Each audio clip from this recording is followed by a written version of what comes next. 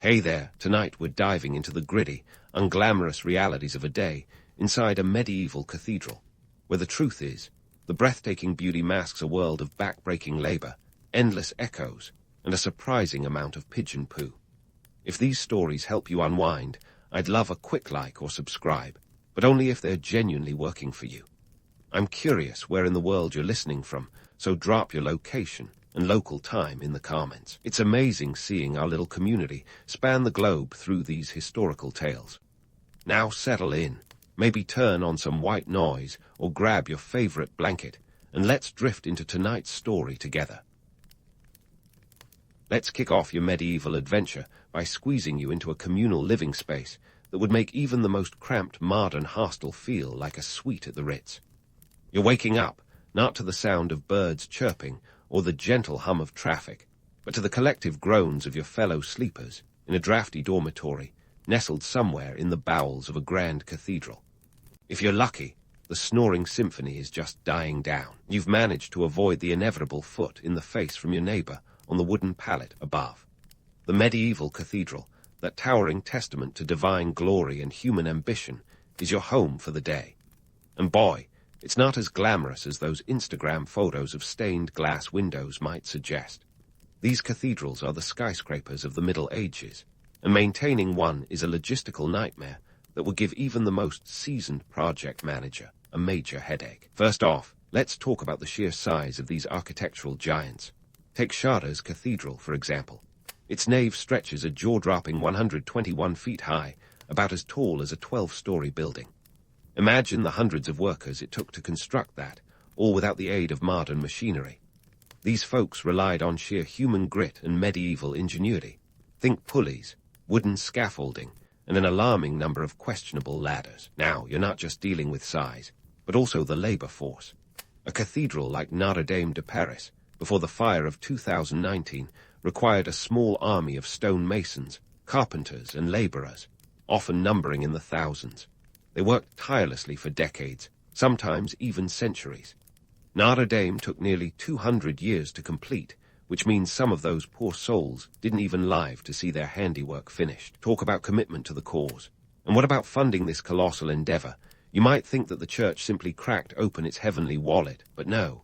Financing these projects was a medieval blockbuster of economy and cunning. Indulgences were one of the church's go-to solutions. A sort of celestial Kickstarter where people paid to have their sins forgiven. Sounds like a good deal, right? But indulgences were just the start. There were taxes, tithes, and donations from the wealthy patrons who want to secure a cozy spot upstairs in the afterlife.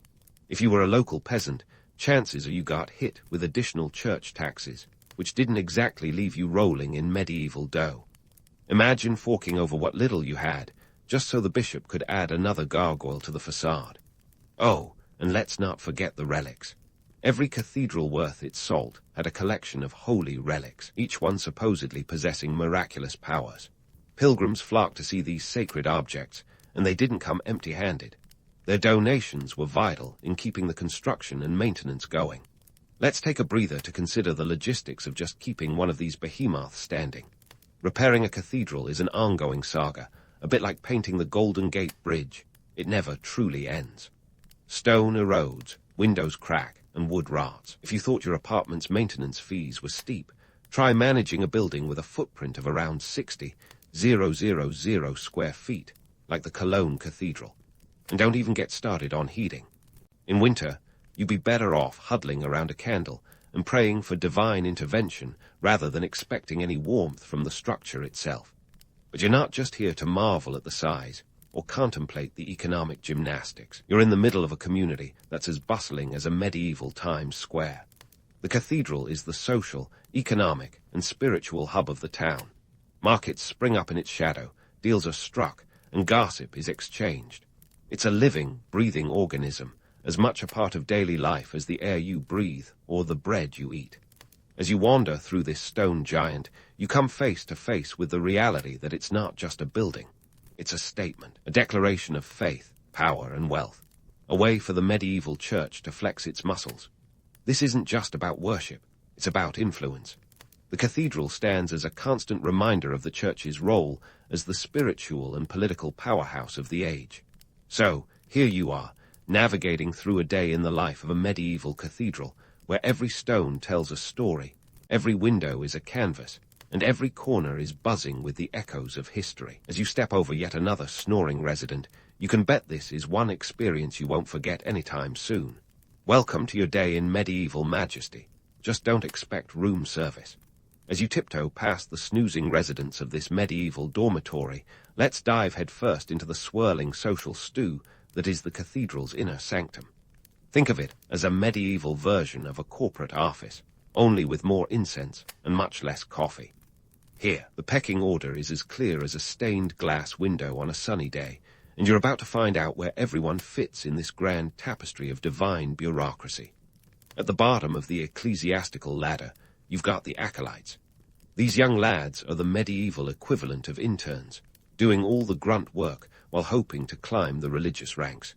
They're the ones lighting candles, ringing bells, and generally making sure the higher-ups can focus on more important matters, like pondering the nature of sin or which robe looks best in candlelight. If you're an acolyte, your day starts before the crack of dawn and ends long after the sun has set, and all for the low salary of room and board. No wonder some of them might be eyeing the bishop's comfy chair with a hint of envy. Speaking of bishops, let's talk about the big guy himself. The bishop is the CEO of this divine enterprise, wielding both spiritual authority and temporal power. He's the one with the cushiest living quarters, the finest vestments, and a direct line to both the Pope and the local nobility. But don't let that pious exterior fool you. Being a bishop is as much about politics as it is about prayer. This role is a balancing act of maintaining church doctrine while also keeping the local lords happy. After all, those indulgences aren't going to sell themselves, and a good relationship with the wealthy patrons is key to keeping the cathedral's coffers full. Now, in between these two extremes, there's a whole hierarchy of deacons, priests, and canons, each with their own slice of ecclesiastical pie. Deacons assist the bishop, delivering sermons and taking care of the sacraments.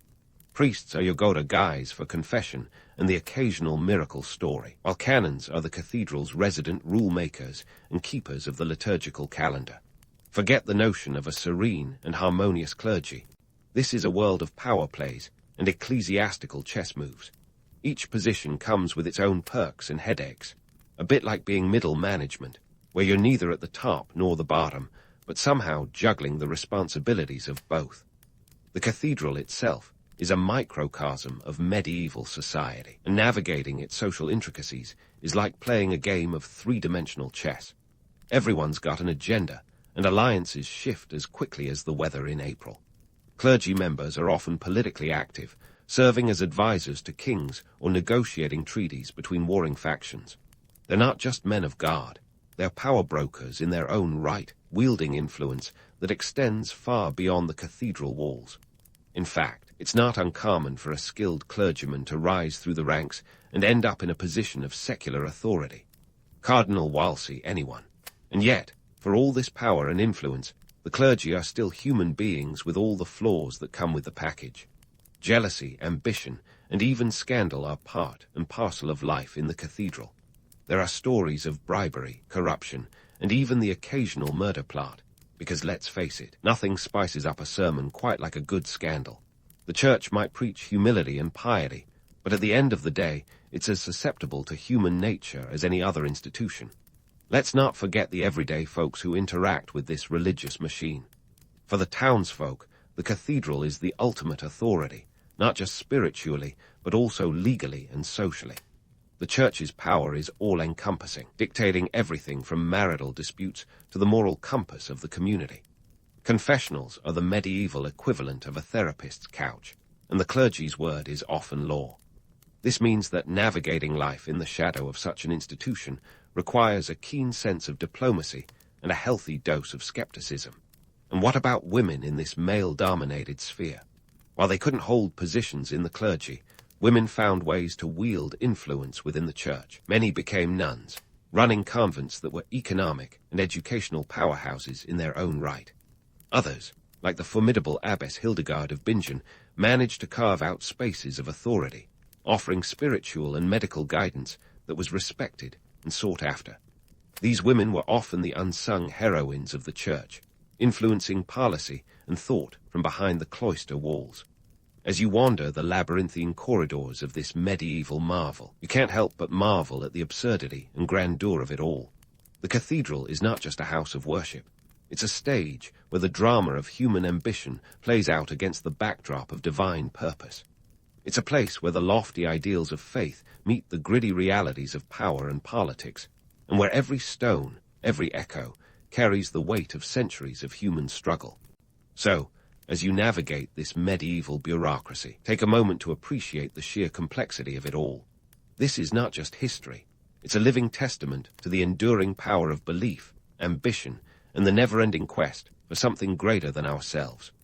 Welcome to the medieval cathedral, where the sacred and the secular are forever intertwined, and where you, my friend, are just one of many players in this grand historical opera. Amidst this grand historical opera, your stomach growls, reminding you that it's time to dive into the culinary scene of this medieval wonderland. Welcome to lunchtime in the cathedral, a spectacle of contrasts, where your meal says as much about your station in life as your vestments or lack thereof. Prepare yourself for a culinary journey that's less Michelin star and more medieval mystery meat. First up, let's take a peek inside the bishop's dining hall.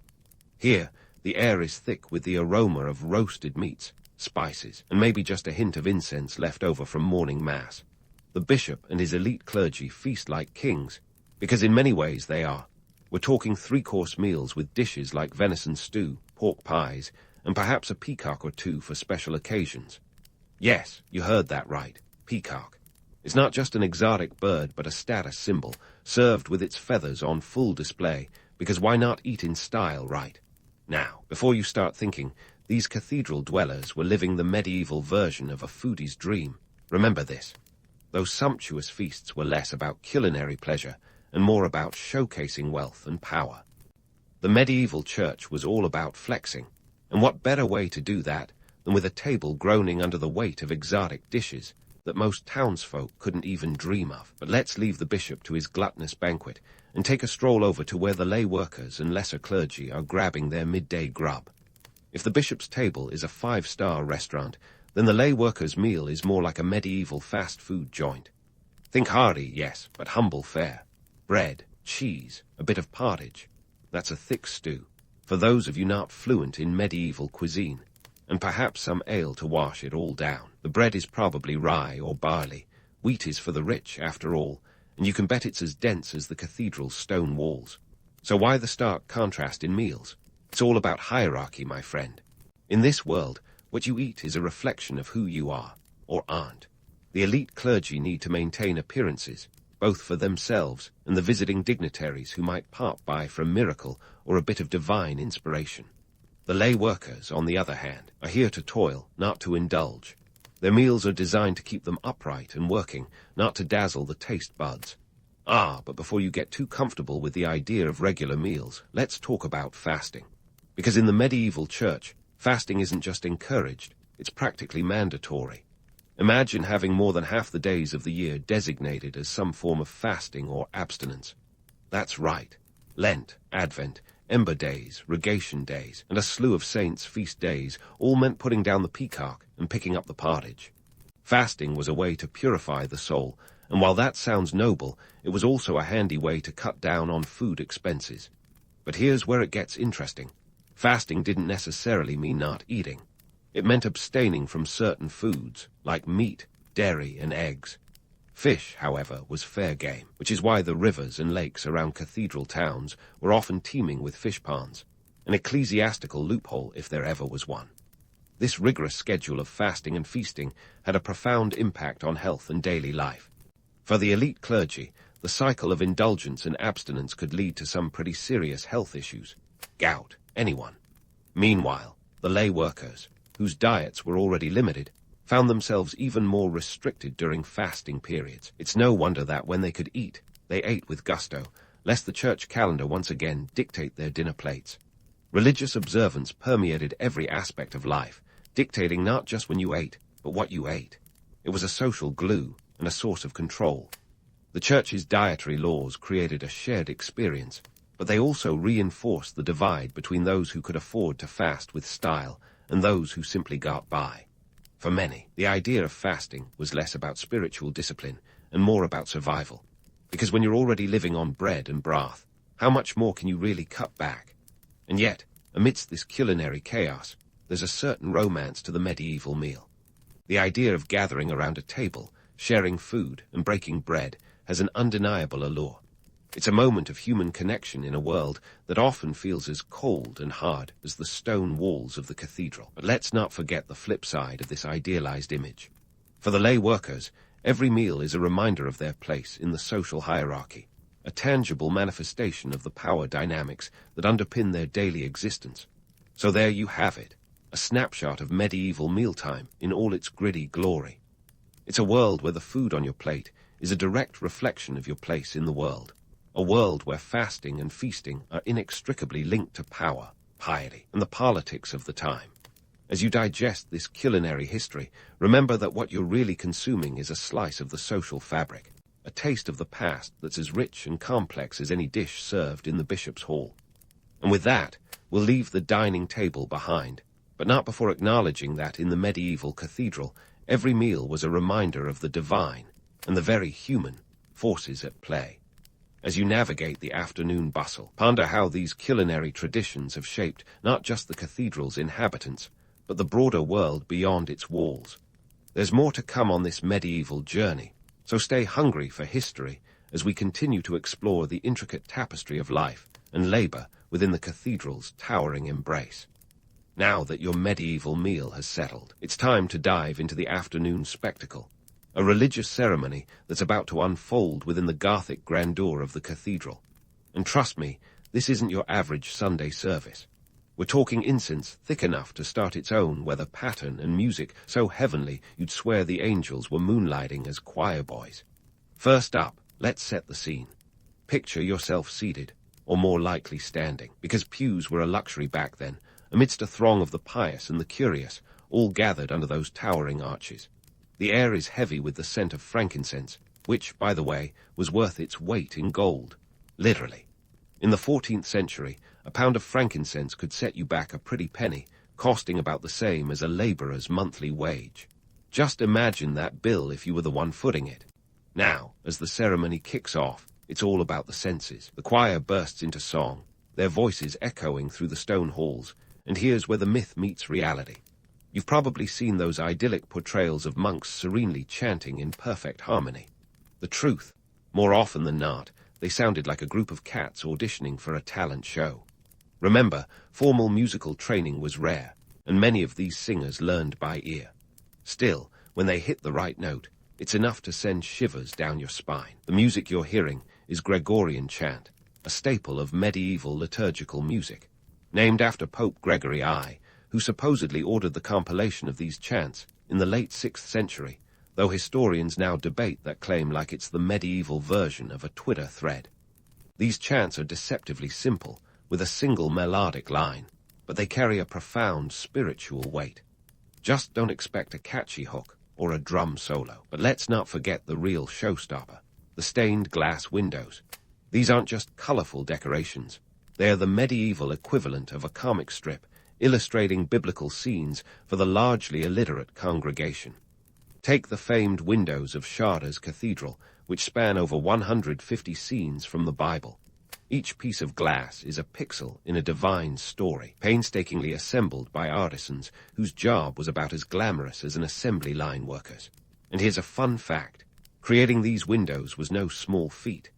The colored glass was made by adding metal oxides to molten glass, a process that required precision and skill. Cobalt gave you blue, copper turned the glass green, and gold produced a rich red. It was an art form and a science, with the added bonus that these windows weren't just pretty. They were a form of ecclesiastical propaganda, reinforcing church teachings and authority. As you're swept up in this visual and auditory feast, it's easy to see why these ceremonies were the social media of their day. They were designed to awe and inspire, to remind the congregation of their place in the divine order. But let's not sugarcoat it. These events were also a tool for control. The church knew that to keep the faithful, You had to dazzle them, make them feel that they were part of something greater. It's the medieval version of keeping up with the Joneses, only the Joneses are saints, and you're trying to one-up them with your devotion. Speaking of devotion, let's talk about the relics. Every cathedral worth its salt boasted a collection of these holy artifacts, bits of bone, fragments of the true cross, even vials of saintly blood. These relics were believed to work miracles, drawing pilgrims like moths to a flame. And where there are pilgrims, there's money. Pilgrimages were big business, and displaying an impressive relic could boost a cathedral's status and coffers. The more miraculous the relic, the more visitors you attracted, each eager to leave a donation in exchange for a blessing.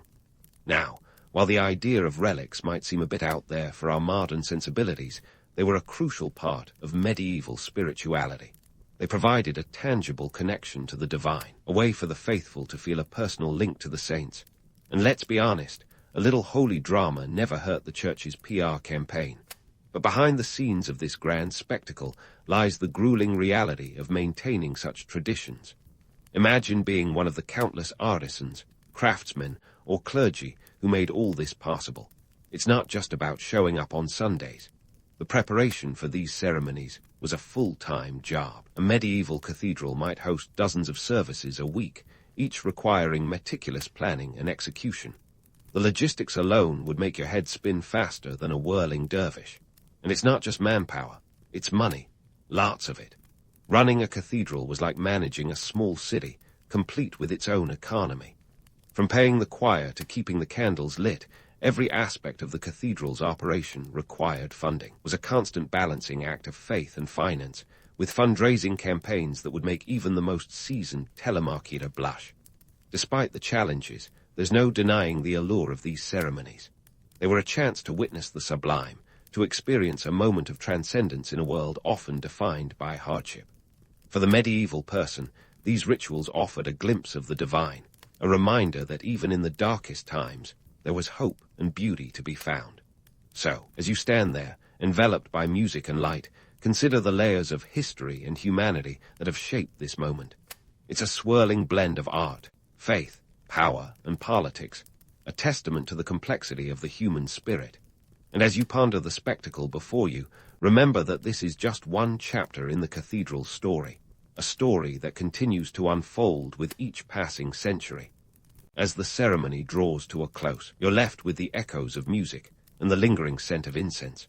The afternoon light spills through the stained glass, casting a kaleidoscope of colors across the stone floor. It's a scene both timeless and fleeting, a reminder that while the past is a foreign land, it's one we're forever connected to. And just like that, it's time to move on, to explore the next chapter in your medieval adventure. Because in this world, there's always more history waiting to be uncovered, more stories to tell, and more myths to unravel. Stay tuned as we continue to peel back the layers of this grand historical tapestry. As the final notes of the choir fade and the congregation begins to disperse, the sun dips below the horizon, casting the cathedral into a shadowy silhouette against the evening sky. The day in your medieval adventure is drawing to a close, but hold on. Before you slip back into the 21st century, let's unravel the truth about life inside these stone giants. You might think cathedral life was all about divine inspiration and heavenly harmony. After all, who wouldn't want to spend their days in a place that looks like it was designed by someone who had a heartline to heaven? But here's the kicker. Living and working in a medieval cathedral was less about ethereal bliss and more about physical and mental endurance. Picture this. Endless hours spent chipping away at stone, hauling timber, or maintaining those massive stained glass windows. It's like signing up for a gym membership where you never get to leave, and the only reward is a backache and a sense of existential dread. Take the masons, for instance. These guys were the rock stars of the medieval building world, quite literally. But instead of a tour bus and adoring fans, they had chisels and a boss breathing down their neck. Working high up on flimsy scaffolding, one wrong move and you'd be in for a quick meeting with the ground. And that's if you were lucky enough to avoid the myriad of medieval workplace hazards, like falling debris or the ever-present threat of illness. Forget OSHA.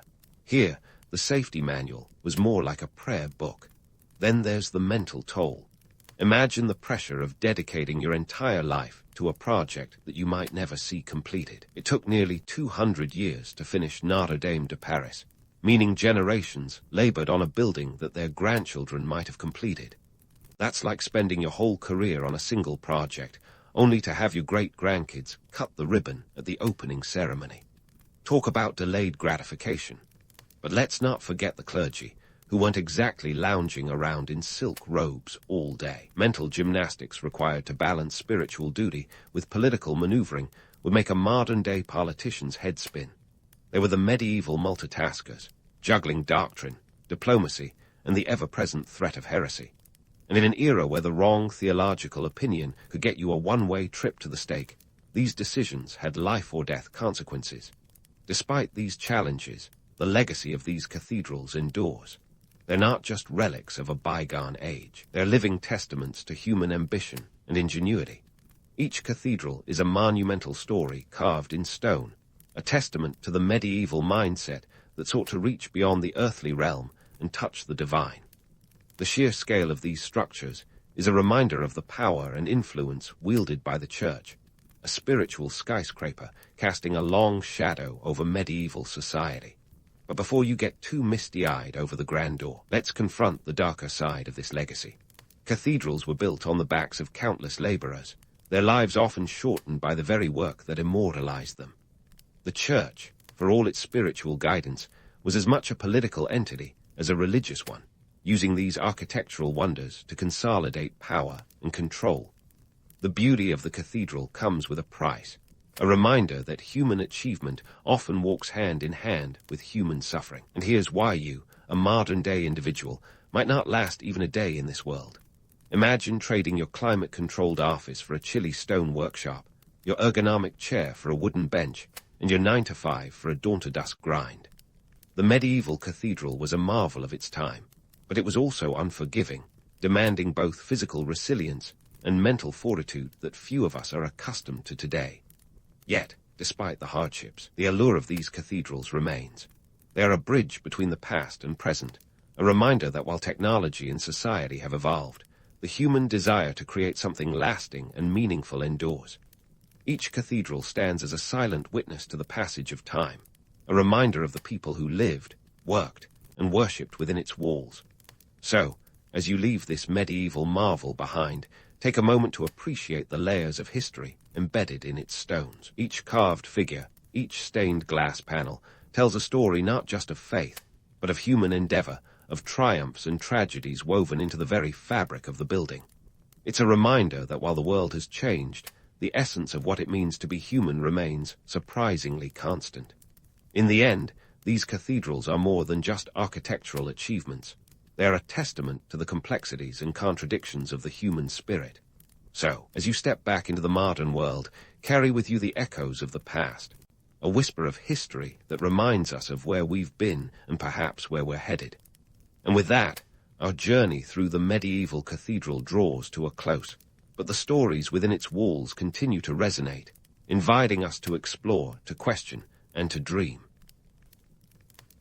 In the dusty town of Lleras de los Caballeros, Spain, sometime around 1475, a baby was born who would eventually make his mark on history, not with a silver spoon, but perhaps a wooden one, more suited to digging himself out of trouble. Meet Vasco Núñez de Balboa, a man whose life was an exhilarating mix of ambition, misadventure, and sheer audacity. Now, Balboa wasn't exactly born into luxury. Far from it. His family had just enough noble blood to give them a crest and a name, but not enough cash to keep the creditors away. It's like getting a VIP pass to a concert without enough money to buy the ticket or the overpriced popcorn. Fast forward a couple of decades, and you'd find young Vasco with eyes full of stars, or more accurately, coins. The Spanish economy was about as stable as a house of cards in a wind tunnel, so when news of the New World and its supposed mountains of gold reached Spain, it was like dangling a carrot in front of a very hungry rabbit. Thus began Vasco's first foray into the Americas around 1500. He set sail with a head full of dreams and pockets full of holes. Landing in the Caribbean, he quickly discovered that the New World wasn't quite the endless treasure trove he'd imagined. It was more like a rough-and-tumble survival reality show, and Vasco was a contestant who often forgot his lines. Now, Balboa was a man with a gift for getting into sticky situations, and boy, did he stick to this talent like gum under a school desk. After some time attempting to play farmer on the island of Hispaniola, he found himself knee-deep in debt. Picture this, a rugged adventurer trying to live off the land, but the land had other ideas. It's safe to say that farming didn't exactly pan out, leaving Vasco with more creditors than crops. But Balboa was nothing if not resourceful, like a cat with 9 lives, except his involved a lot more running and hiding. In a move that would make any debt-ridden millennial proud, Vasco decided the best way to escape his financial woes was to literally escape. Enter the infamous stowaway episode. In 1510, dodging creditors like a pro, Vasco snuck aboard a ship bound for the mainland. He hid himself among barrels, hoping the crew wouldn't notice an extra pair of boots. It wasn't exactly a first-class ticket, but it did the job. And this wasn't just any ship. It was part of an expedition led by Martin Fernandez de Enciso. Little did Enciso know he was transporting a future governor who'd soon take command in the most unexpected of ways. The ship landed on the coast of what is now Colombia, and when Balboa emerged from his barrel, one can only imagine the crew's surprise. Here was a man who managed to evade not only his creditors, but also the initial wrath of the captain. Talk about making an entrance. But this wasn't a one-time trick. Vasco's knack for dodging disaster became a hallmark of his career. He quickly rose through the ranks, thanks to a combination of charisma, courage, and an uncanny ability to seize opportunities like a dog with a bone. Balboa's early escapades set the stage for his later exploits, which would eventually lead him to the shores of the Pacific Ocean. But let's not get ahead of ourselves. For now, it's enough to know that Balboa's life was a testament to the idea that sometimes being in the right place at the right time and having the guts to hide in a barrel can change your destiny. In those early years, Vasco wasn't just discovering new lands. He was reinventing himself from a debt-ridden farmer to an intrepid explorer. It's a tale as old as time. When life gives you lemons, you stow away on a ship and find yourself a new continent. But let's not get too carried away with the romance of the high seas. As Balboa transitioned from a debt-ridden farmer to a would-be explorer, it's important to remember that the Caribbean wasn't exactly the paradise of palm trees and piña coladas we might imagine today. Colonial life in Hispaniola was more like a rough draft of a Wild West script, with a bit of tropical twist. The Spanish settlers were learning that the New World was less about finding El Dorado and more about surviving with whatever dignity you could muster. Hispaniola, the island that today hosts the Dominican Republic and Haiti, was the first substantial foothold for the Spanish in the Americas. By the early 1500, it was bustling with activity. And by bustling, I mean a chaotic scramble of settlers trying to carve out their piece of paradise. Unfortunately, life wasn't all gold and glory. It was more akin to a game of who wants to be a colonial survivor, with dysentery as the consolation prize. The settlers faced disease, skirmishes with the local Taino people, and the ever-present threat of starvation. Not exactly the brochure you'd want for your next vacation. Enter Vasco Núñez de Balboa, whose arrival in the Caribbean marked the beginning of a remarkable climb up the social ladder. Now, Balboa wasn't your typical man about town. He had a knack for politics, not the kind you'd find in a modern election campaign, but the raw, gritty kind that involved as much swordplay as it did speeches. Imagine Game of Thrones, but with more mosquitoes and fewer dragons. Balboa's political instincts were sharper than a conquistador's sword. He quickly learned that in the New World, influence was as valuable as gold dust. His first major opportunity came in 1510 when he found himself in the struggling settlement of Darien, located in present-day Panama. The settlement was on the brink of collapse, not unlike a poorly managed startup burning through its venture capital. Supplies were dwindling, morale was low, and leadership was, well, lacking. This is where Balboa's opportunism shone through like a beacon in the night.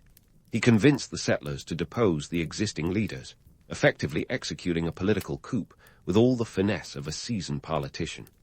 Balboa had the charisma of a rock star and the tactical mind of a chess grandmaster. He promised the settlers food, security, and stability, everything they desperately needed. Whether he had a detailed plan to deliver on these promises was another matter entirely. Balboa's takeover of Darien was a masterclass in leadership by necessity. He realized that governing wasn't about noble heroics.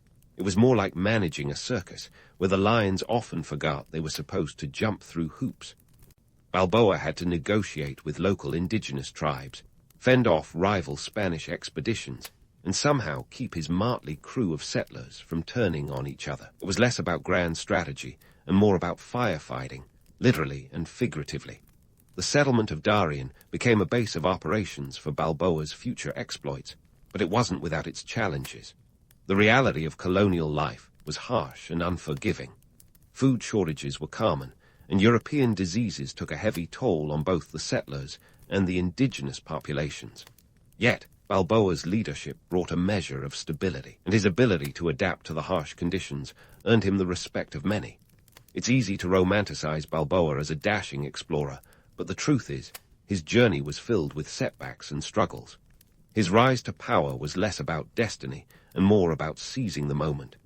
Balboa's story is a testament to the idea that sometimes the key to success is simply refusing to give up, even when the odds are stacked against you like a house of cards. In the grand tapestry of history, Balboa's early days in the Caribbean were just the beginning of a much larger adventure. His opportunistic takeover of Darien laid the foundation for future conquests, but it also highlighted the brutal realities of colonial expansion. As Balboa stood on the shores of the settlement, he couldn't have known the full extent of the legacy he was about to create. But one thing was certain. His journey was far from over, and the Pacific Ocean awaited him just beyond the horizon. As Balboa stood at the edge of Darien, his eyes fixed on the horizon, he likely had no inkling of the roller coaster journey that lay ahead. The year was 1513, and our man Vasco was about to embark on a trek across the Isthmus of Panama, a feat that would etch his name into the annals of history. But let's not get starry-eyed just yet. This was no leisurely stroll through the park. It was more like an extreme obstacle course, with nature itself as the most formidable contestant. Now, if you're imagining Balboa striding confidently across Panama in a tailored explorer's outfit, think again. In reality, he was clad in the kind of armor that looks great in portraits but feels like a personal sauna. Let's just say metal and tropical climates aren't exactly a match made in heaven. Yet, here was Balboa, setting off with a band of 190 men, including soldiers, indigenous allies, and a few priests for good measure. After all, nothing says successful expedition like a spiritual guide, brandishing a cross in one hand and a sword in the other. The journey across Panama was a grueling 110 kilometers, but don't let the seemingly small number fool you. This wasn't a walk on a beach. It was a slog through dense jungle, over treacherous mountains, and across raging rivers. Forget GPS or a handy map. Balboa had the local tribes as his guides, which was both a blessing and a gamble. Relations with indigenous peoples were as unpredictable as the weather, and it was a delicate dance of diplomacy, not unlike trying to win a game of chess with half the pieces missing. The expedition faced its first major challenge in the form of the unforgiving Darien jungle. Here, the air was so thick with humidity you could almost chew it, and the wildlife was less Curious George and more Jungle Book on steroids. Mosquitoes the size of small birds delivered diseases like malaria and yellow fever with the efficiency of a medieval postal service. And then there were the snakes, whose venomous bites turned the jungle into a real-life game of don't step on that. Despite these hurdles, Balboa's crew trudged onward, their spirits buoyed by the promise of gold and glory. It was during this slog that Balboa's leadership shone through. He was a man who could inspire confidence in even the most skeptical of followers, a trait that proved invaluable when morale dipped lower than a limbo stick at a Caribbean party. His charisma was matched only by his ability to make snap decisions, turning potential disasters into opportunities with the deftness of a magician pulling a rabbit out of a hat. But let's not romanticize the journey too much. For every moment of triumph, there were setbacks that would have made lesser men turn back. Hostile encounters with indigenous groups were a constant threat. Some tribes welcomed Balboa and his men with open arms, while others greeted them with sharpened spears. It was a high-stakes game of diplomacy, where one wrong move could mean the difference between a feast and a fight. Then, there was the small matter of geography. Crossing the Cordillera de San Blas mountain range was akin to climbing a ladder made of slippery rocks while blindfolded. Imagine lugging heavy armor and provisions up narrow trails, each step a potential invitation to disaster. If you've ever complained about a steep hike, picture doing it with a metal suit and enough baggage to supply a small army. Yet, against these odds, Balboa persevered. Perhaps it was sheer determination, or maybe it was the tantalizing tales of the other sea that spurred him on. After weeks of relentless marching, on September 25, 1513, Balboa and his men finally reached the summit of a peak that offered a view of the Pacific Ocean. And there it was, stretching out to the horizon like a shimmering promise. Balboa's moment of triumph was both awe-inspiring and humbling. Here he was, standing on the brink of a vast, uncharted expanse, the first European to lay eyes on the Pacific. But before we get swept away by the romance of discovery, let's not forget the realities at play. This was less about exploration and more about ambition, the kind that fuels empires and topples kings. Balboa's gaze wasn't just fixed on the ocean. It was locked on the potential for wealth and power that lay beyond. With a flourish worthy of a Shakespearean drama, Balboa waded into the Pacific, claiming it and all the lands it touched for Spain. It was a gesture both symbolic and strategic, setting the stage for future conquests and conflicts. Yet, even in this moment of victory, the harsh reality was never far away. Balboa's expedition was a testament to human resilience, but it also highlighted the darker side of exploration, one driven by greed and the relentless pursuit of dominance. As Balboa stood on the shores of this newfound ocean, he might have felt a surge of accomplishment, but history is never so simple. His discovery was built on the backs of those who came before him, the indigenous people who had known the land and sea long before any European set foot in the Americas. It was a sobering reminder that the story of exploration is as much about loss as it is about discovery. So there we have it. Vasco Núñez de Balboa, the man who crossed a continent to glimpse a new horizon. His journey was a blend of grit and glory, a testament to the indomitable human spirit. But let's not forget the price of such ambition. In the end, perhaps the true legacy of Balboa's trek lies not just in the maps he helped shape, but in the complex tapestry of cultures and histories he encountered along the way. And as for the Pacific Ocean, it was now firmly on the map, waiting for the next chapter in its storied history. As Balboa stood on the shores of his newfound ocean, the Pacific, he was likely unaware of the political tempest brewing back in the Spanish colonies that would soon threaten to swallow him whole. Enter Pedro Arias de Villa, better known by history's snappier moniker, Pedrerias. If Balboa was the dashing explorer with a touch of swashbuckler charm, then Pedrerias was the Machiavellian antagonist with a penchant for intrigue and a resume that read like a villain audition. Now, Pedrerias wasn't just any old governor. He was the kind of administrator you got if you crossed a bureaucrat with a chess master. Appointed by King Ferdinand himself in 1514, Pedrerias was sent to the New World with the authority to oversee the territories, and let's be honest, keep ambitious types like Balboa in check. With a fleet of 19 ships and around 2,000 colonists in tow, Pedrerias' arrival was less of a cordial greeting and more of a not-so-subtle reminder of who held the king's favor. At first glance, Balboa and Pedrerias might have seemed like they could be allies. Both were driven by the same imperial ambitions, after all.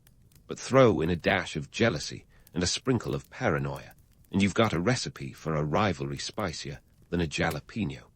Balboa was already a hero in the eyes of many, having discovered the Pacific and established himself as a capable leader in Darien. Pedrerias, on the other hand, was the new kid on the block, eager to assert his authority, and quite frankly, a little miffed that Balboa was hogging the limelight. The political dance between these two would rival any reality TV drama.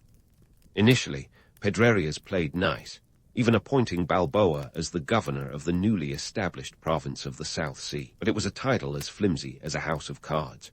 Pedrerias had no intention of letting Balboa's star rise unchecked. The governor was cunning, and his moves on the political chessboard were as calculated as they were ruthless. You see, Pedrerias was a firm believer in the adage, keep your friends close and your enemies closer. Balboa, for his part, wasn't just sitting idly by. He had grand plans for further exploration of the Pacific, visions of conquering new lands and expanding Spanish influence. In 1515, he began assembling ships on the eastern coast of Panama, dreaming of sailing the Pacific and claiming new territories for Spain. But building a fleet wasn't exactly a weekend DIY project. It required resources, manpower, and most crucially, the blessing of Pedrerias, who held the purse strings tighter than a miser at a charity auction. Balboa's ambitions were consistently thwarted by Pedrerias' strategic roadblocks. Each ship Balboa tried to construct was met with bureaucratic delays, each plan for exploration tangled in red tape. It was as if Pedrerias had a direct line to Murphy's Law, ensuring that anything Balboa attempted was doomed to face every conceivable hurdle. The governor was playing a long game, systematically undermining Balboa's efforts while maintaining the facade of cooperation. But Pedrerias wasn't satisfied with subtle sabotage. He wanted Balboa out of the picture entirely. In a move that could have been lifted from a medieval playbook, Pedrerias accused Balboa of treason, a charge as serious as it was convenient. The specifics of the alleged treason were murky at best, likely involving claims of disloyalty and conspiracies to overthrow Pedrerias himself. It was a classic case of, if you can't beat them, accuse them of plotting against you. In 1519, Balboa was arrested on these dubious charges, a political prisoner caught in the web of colonial power games.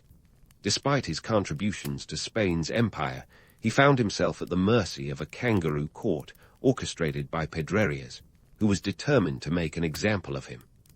The trial was a farce, a theatrical display of justice with a predetermined outcome. Balboa's fate was sealed before the ink on the charges had even dried. In the end, Vasco Núñez de Balboa, the man who had crossed continents and discovered the Pacific, was sentenced to death. Executed in January 1519, Balboa's life was snuffed out like a candle in the wind, his dreams of Pacific exploration cut tragically short. It was an ignoble end for a man who had dared to dream beyond the horizon, a stark reminder of the brutal realities of colonial politics. And as Pedrerias watched Balboa's downfall, he must have felt a grim satisfaction, secure in his control of the territories. Yet, history is not kind to those who play the villain. Pedrerias' legacy is marred by his reputation as a ruthless governor, his name synonymous with the darker side of colonial ambition. Meanwhile, Balboa's story endures, a testament to the indomitable spirit of exploration and the high price of ambition. In this tangled tale of power and betrayal, we're reminded that history is written by the victors, but it's often the underdogs whose stories resonate through time. Balboa's journey was one of daring and discovery, his life a complex tapestry of triumph and tragedy. And though his dreams were dashed by the machinations of politics, his legacy as a pioneer of the Pacific endures, a beacon for those who dare to chase horizons. As for Pedrerias, his chapter in history serves as a cautionary tale of ambition unchecked by conscience, a reminder that in the game of empires, the pieces on the board are often sacrificed to serve the king. In the game of historical whodunit, Vasco Núñez de Balboa's demise is a plot twist worthy of any great thriller. But the real intrigue lies in the way his story is woven into the broader, bloody tapestry of Spanish colonialism. Balboa was no innocent bystander. He was a key player in a brutal era where ambition often walked hand in hand with betrayal. As we dive into the murky waters of his downfall, it's crucial to remember that the Spanish conquest wasn't a neatly scripted adventure. It was more of a chaotic free-for-all, where the line between hero and villain blurred like a watercolor left out in the rain. Balboa's execution in January 1519 was a grim punctuation mark in the tumultuous narrative of New World exploration. His death wasn't just the result of one man's machinations, but a symptom of the era's endemic treachery. Pedrerias, the shadowy puppet master behind Balboa's fall, was emblematic of the colonial system, a world where allegiances were as stable as a sandcastle at high tide. The harsh reality was that the Spanish crown's insatiable thirst for gold and glory created a pressure cooker where betrayal was just another tool in the explorer's kit. In the years leading up to his execution, Balboa's life was a precarious balancing act, teetering between triumph and tragedy. His journey from debt-ridden farmer to one of the most celebrated explorers of his time was peppered with victories that were as fleeting as they were grand. The discovery of the Pacific, a monumental achievement, was the highlight of his career, a fact that even Pedrarias couldn't erase. Yet, it was this very success that painted a target on Balboa's back, making him a threat to those who coveted his power and prestige. So, how did Balboa go from revered explorer to convicted traitor?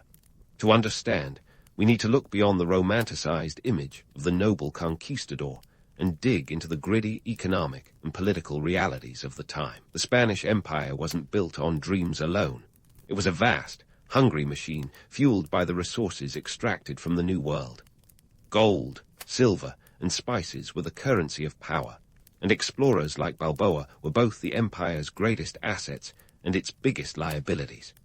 The crown needed men who could conquer new territories, but it also feared the rise of any individual who might challenge its control. Balboa's downfall was orchestrated with the precision of a court intrigue. Pedrarias's accusations of treason were a masterstroke of political manipulation, playing on the fears and paranoia that rippled through the Spanish colonies like a persistent undercurrent. In an era where rumors spread faster than wildfire, the mere suggestion of disloyalty was enough to seal a man's fate. And so, Balboa, the man who had once stood at the edge of the Pacific with dreams of endless horizons, found himself shackled and condemned by the very system he had served. As we sift through the ashes of Balboa's legacy, it's tempting to paint him as a tragic hero undone by the ruthless forces of colonial politics. But history, ever the fickle storyteller, resists such tidy conclusions. Balboa was a man of his time, driven by the same desires for wealth and power that propelled so many of his contemporaries. His story is as much about the allure of ambition as it is about the dangers of hubris. In the end, Balboa's life serves as a cautionary tale, a reminder that the path to greatness is often littered with the bones of those who dared to reach too high. Yet, despite his ignominious end, Balboa's name endures, a testament to the indelible mark he left on the annals of exploration. His vision of the Pacific was a catalyst for further expeditions, setting the stage for a global age of discovery that would reshape the world map. The irony is palpable. Balboa, in death, achieved a kind of immortality that even Pedrarias's machinations couldn't erase. It's a poignant twist, underscoring the age-old adage that history remembers those who dared to venture beyond the known, even if their journeys were fraught with peril. As we wrap up this exploration of Balboa's life, it's clear that his story is more than just a chapter in the history of the Spanish Empire. It's a reflection of the human condition, a tale of ambition and betrayal, of dreams and disillusionment. Balboa's legacy is a complex mosaic, one that challenges us to look beyond the myths and confront the harsh realities of an era defined by conquest and conflict. In the end, his life is a mirror, reflecting both the grandeur and the folly of the human spirit, a fitting epitaph for a man who dared to dream of worlds yet unseen. You wake up to the sweet serenade of Constantinople at dawn, a city that never really sleeps. The clatter of merchants setting up stalls, the distant sound of ship horns from the Golden Horn. Yeah, this place is a symphony of commerce. But don't let the soundtrack fool you into thinking everything is gold-plated and glorious. Underneath the shiny facade, this city is a living, breathing economic beast, with all the grit and grime you'd expect from an empire's beating heart. Step out of your modest abode, and the first thing you notice is the hustle on the streets. It's like someone hit fast forward on life. People are moving with purpose, and that purpose is usually one thing: trade. Constantinople isn't called the crossroads of the world for nothing. It's strategically perched on the Bosporus Strait, where Europe meets Asia. You're smack dab in the middle of the biggest east-west exchange this side of the Silk Road. It's like being in a medieval mall that never closes. As you shuffle through the cobblestone streets, you can't help but notice the sheer variety of goods. Spices from India, silk from China, furs from Russia, it's all here. And everything's got a price tag, usually measured in solidus, the currency of the day. Emperor Justinian made sure those gold coins stayed reliable, which is no small feat in a world where inflation could spike faster than a Byzantine chariot race. A single solidus could buy you a decent meal. But oh, don't get too excited. It's also your rent for a month if you're not careful. Speaking of costs, let's talk about that romantic image of Byzantine opulence. Sure, the empire is wealthy, but for most folks, life is a bit more, shall we say, austere. Think of it like today's New York City. Lots of bling, but unless you're part of the elite, you're counting your coins. Living in the shadow of the Hagia Sophia doesn't come cheap. A loaf of bread might set you back a few fals, lesser coins made of bronze, and let's not even start on the cost of spices. It's like the medieval version of Whole Foods. Fancy, but your wallet winces every time. But enough about bread. Your stomach growls. Let's dive into the market itself, a place so bustling it feels like the world's most chaotic family reunion. You're navigating through a sea of languages. Greek, Latin, Arabic, you name it. Merchants shout out their prices in a cacophony that could rival any rock concert. You quickly learn that haggling is the name of the game. It's a sport, really, and you better be good at it, or you'll walk away with empty pockets. Now, you might think the glamour of silk and spices paints a rosy picture, but there's also the stench of fish, the cries of livestock, and the occasional pickpocket trying to lighten the load of your purse. It's gritty, it's raw, and it's real. Underneath the grandeur, this is where the empire's pulse truly beats, in the sweaty, noisy, and unrelenting hustle of its markets. As you wander, keep an eye on the trade routes. They're the veins and arteries of the Byzantine economy. Goods flow through here from the Black Sea, the Mediterranean, and beyond. It's a logistical masterpiece that would make modern-day supply chain managers weep with envy. But don't romanticize it too much. Pirates and bandits are as much a part of the equation as the traders and ships. The romantic notion of a peaceful trade route. Nah, that's a bedtime story. This is a world where your goods might not just be delayed, they might be gone entirely. So, while Justinian's empire might be a gleaming jewel of civilization, remember, the shine comes at a cost. Beneath the surface, it's a rough game of survival, commerce, and strategy. The markets are the empire in miniature, where fortunes are made and lost with the toss of a coin and the slip of a tongue. So, take a deep breath, clutch your coins tightly, and step deeper into the Byzantine bazaar. It's a wild ride, and we're just getting started. Now that we've braved the bustling markets, let's pivot into the mid-morning spectacle of Byzantium's social hierarchy. You might think you've got a clear picture of it from a distance. A neat pyramid with the emperor perched at the apex, aristocrats lounging beneath him, and everyone else scrambling for crumbs. But in reality, it's more like a Byzantine mosaic, complex, intricate, and full of sharp edges that could cut you if you're not careful. First up, the artisans. These folks are the unsung heroes of Byzantine daily life, crafting everything from essential goods to luxury items that even the emperor himself might covet. Picture a blacksmith hammering out tools and weapons with a rhythm that could rival a rock drummer, or a potter spinning clay into vessels with the finesse of a magician pulling a rabbit from a hat. They're the backbone of the economy, yet they're often just a step above peasants in the social pecking order, one financial mishap away from ruin. They earn their living, measured in fals, through hard graft, and their role is vital yet precarious. Now, swing your gaze to the aristocrats. The Byzantine elite, draped in silk, dripping with jewels, and living lives that seem lifted straight from a luxury lifestyle magazine. They have estates as vast as your imagination, with servants scurrying about like ants at a picnic. These are the folks who attend banquets so lavish, they make modern-day Oscar after-parties look like a backyard BBQ. But don't get too swooned by the splendor.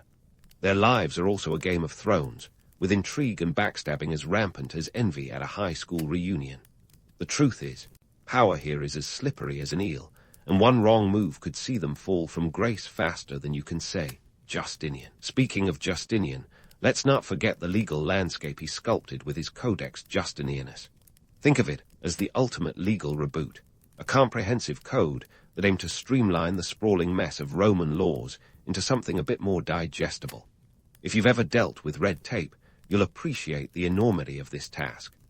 The Codex was designed to be the empire's legal North Star, guiding everything from property rights to marriage laws. But oh boy, the implementation was another story. Not everyone could read, and even fewer could afford a lawyer to interpret the complexities of this hefty tome. In many ways, the Codex was like a brand new smartphone in the hands of someone who'd never seen electricity. You might think a legal code would bring harmony, but hold your horses. The tensions in society didn't vanish overnight. Instead, they simmered beneath the surface. occasionally boiling over into riots and revolts. The Nika riots of 532 are a prime example. What started as a chariot racing dispute erupted into a full-blown uprising, with half of Constantinople going up in flames. Justinian had to summon his inner crisis manager, deploying his armies with the precision of a chess grandmaster to quell the chaos. So much for the myth of a harmonious society. It was more like a tinderbox waiting for a spark. Through the lens of Justinian's reign, we see a society teetering between grandeur and upheaval. The emperor himself was a paradox, both a visionary who dreamed of restoring the Roman Empire's glory and a ruler whose policies often fanned the flames of discontent. His legal reforms were intended to unify, but they often highlighted the chasm between the haves and have-nots. It's a bit like modern politics, full of noble intentions, yet mired in the messy reality of human nature. So, as we meander through the mid-morning of Byzantine life, it's clear that this empire is a tapestry woven with threads of ambition, power, and survival. The artisan's toil, the aristocrat's scheme, and the law's attempt to bring order to the chaos. But beneath the surface, tensions simmer, ready to erupt at the slightest provocation. It's a world that's as beautiful as it is brutal, as romantic as it is real. And we've only just scratched the surface. Next up, we'll delve deeper into the lives of those who lived and labored under Justinian's rule, exploring the unseen forces that shaped their destinies. Stay tuned.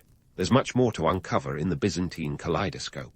And as we edge closer to the noon sun, the political drama of Justinian's court thickens like a Byzantine stew. Let's dive headfirst into the swirling pool of Byzantine politics, a place where ambition is as common as olive oil, and as slippery too. First up, Empress Theodora, often mythologized as the power behind Justinian's throne. But was she really? Sure, she rose from the gritty world of Constantinople's theater scene to become one of the most influential women of her time. It's a real rags-to-riches saga, the kind that makes for a killer Netflix series.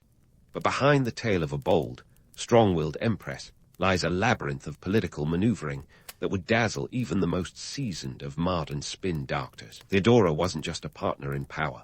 She was a force of her own, often steering the Byzantine ship through its stormiest seas.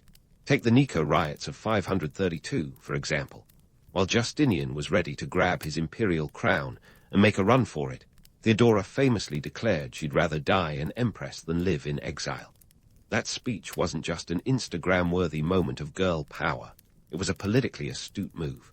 By standing firm, she effectively saved Justinian's reign, demonstrating the kind of backbone that wasn't just metaphorical.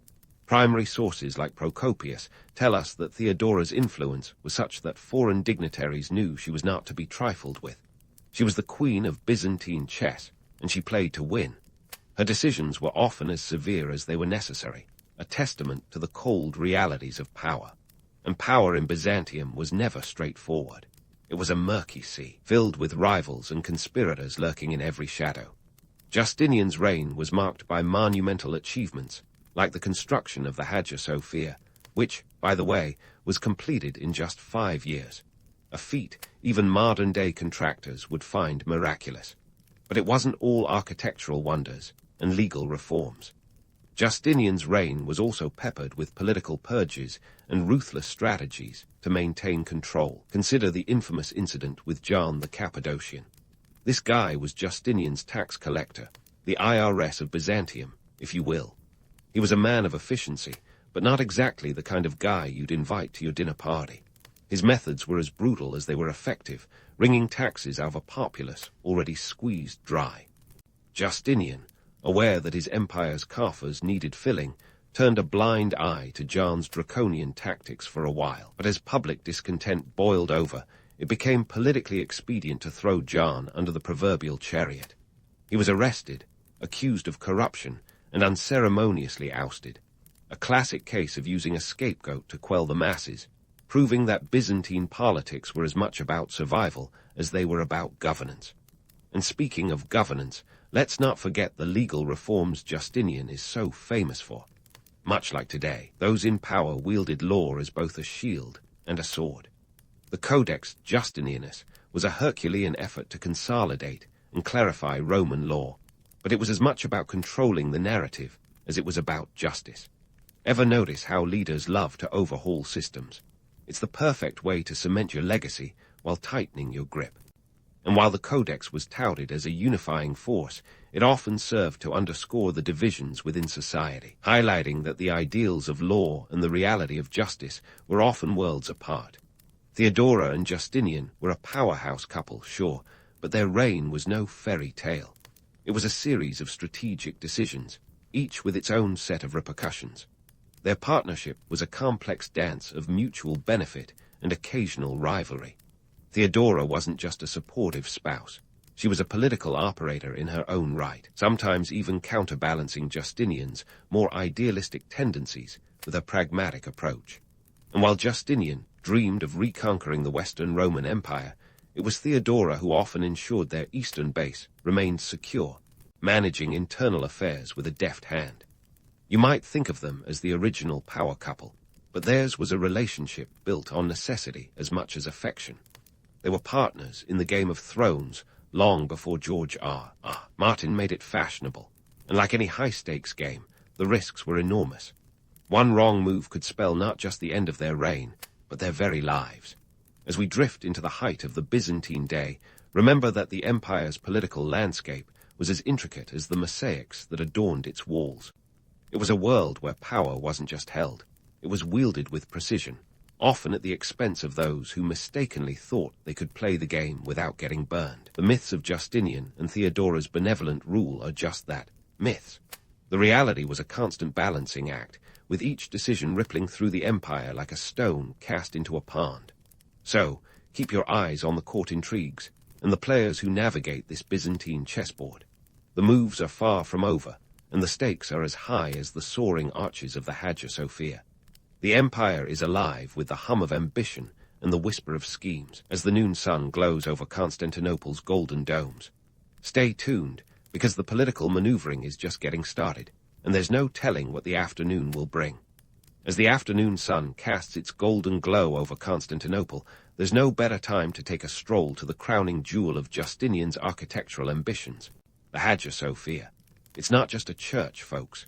It's a statement, a look what we did moment in stone and mortar. Completed in 537 AD, its dome alone is an engineering marvel that still baffles architects today. Imagine suspending a massive golden dome over a vast open space with nothing but a handful of supporting columns. It's like balancing the Empire State Building on a few toothpicks. The Hagia Sophia is more than just an architectural feat. It's a symbol of the empire's might and devotion, a literal heavenly vault on earth. The interior glistens with mosaics, those tiny tiles painstakingly assembled to form images that shimmer in the candlelight like they've been bedazzled by a Byzantine fashionista. But don't let the glitter blind you. Each piece of art here is a theological argument in visual form. Icons of Christ, the Virgin Mary, and a parade of saints aren't just religious depictions. They're imperial propaganda, reinforcing Justinian's message that he's got divine backing on speed dial. Now, you might think that in a place so steeped in piety, everyone's singing from the same hymn sheet. Think again. The Byzantine Empire was as unified in its religious beliefs as a family arguing over Thanksgiving dinner. One of the most infamous theological debates of the time was the Monophysite controversy. Monophysitism, which posited that Christ had a single divine nature, was harder than a Constantinople summer and just as likely to leave you parched. The empire was supposed to be a bastion of Christian orthodoxy, but these theological squabbles were like a persistent rash that Justinian just couldn't scratch away. In fact, the emperor spent a significant amount of his reign trying to reconcile the Monophysites with the Chalcedonian doctrine, which held that Christ had two natures, human and divine. Imagine trying to mediate a debate between two groups that are convinced they alone hold the keys to salvation. It's like herding cats, except the cats are theologians, and they're armed with scrolls and righteous indignation. Justinian wasn't just playing peacemaker for the sake of spiritual harmony. There were political stakes, too. Religious unity was crucial for maintaining the empire's stability, especially with provinces like Egypt and Syria leaning towards monophysitism. A theological compromise could mean the difference between a loyal province and one teetering on the edge of rebellion. It was a high-stakes game where the prize was nothing less than the unity of the empire itself. Meanwhile, back in the Hagia Sophia, while worshippers might be lost in the meditative glow of the mosaics, there's a whole world of artistic intent at play. Byzantine iconography wasn't just about creating pretty pictures. Every image was loaded with symbolism, every halo a statement of divine favor. It's like reading a graphic novel where every panel is layered with meaning, and the cliffhanger is your eternal soul. But let's not romanticize it too much. The use of religious art was also a tool of control. Icons and mosaics served as visual sermons, reinforcing the church's teachings and Justinian's divine right to rule. They were Instagram posts with a purpose, if you will, designed to reach even those who couldn't read the Latin or Greek of the time. And let's face it, the majority of the population was illiterate, so these visual cues were a vital part of the empire's communication strategy. Yet, beneath the surface of this religious art lay a simmering tension. The debates and schisms were as much about power and politics as they were about faith. The Monophysite controversy, for instance, wasn't just a matter of theological nuance. It was a question of who got to wear the spiritual crown, the ecclesiastical equivalent of a turf war. As you wander through the awe-inspiring space of the Hagia Sophia, remember that what you're seeing is the epitome of Byzantine culture, a world where faith, power, and art are inextricably linked. It's a grand tapestry, but each thread tells a story of conflict and compromise. The myth of a unified Christendom is as much a facade as the glittering mosaics that decorate its walls. Behind the scenes, the empire was as divided as a Byzantine mosaic, beautifully complex yet riddled with cracks.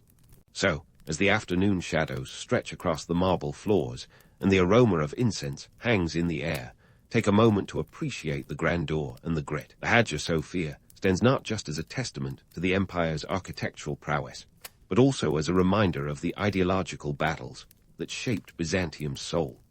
It's a world where every stone tells a story, every icon a sermon, and every controversy a chapter in the ongoing saga of an empire that dared to dream of divine unity, but often found itself mired in earthly discord.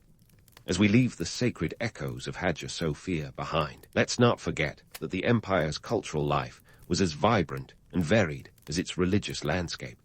The Byzantines were patrons of the arts, philosophers and scholars.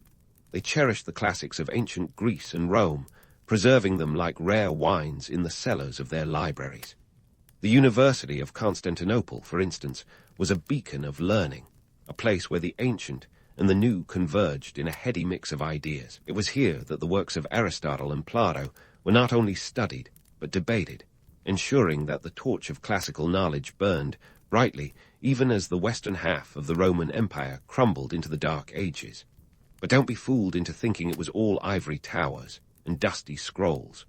This was an empire where intellectual pursuit often rubbed shoulders with imperial ambition. Scholars and philosophers weren't just sequestered in their studies. They were often entangled in the political and religious debates of the day.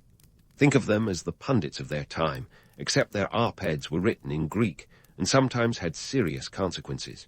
And speaking of consequences, the Monophysite controversy wasn't the only theological tempest in Byzantium's teapot.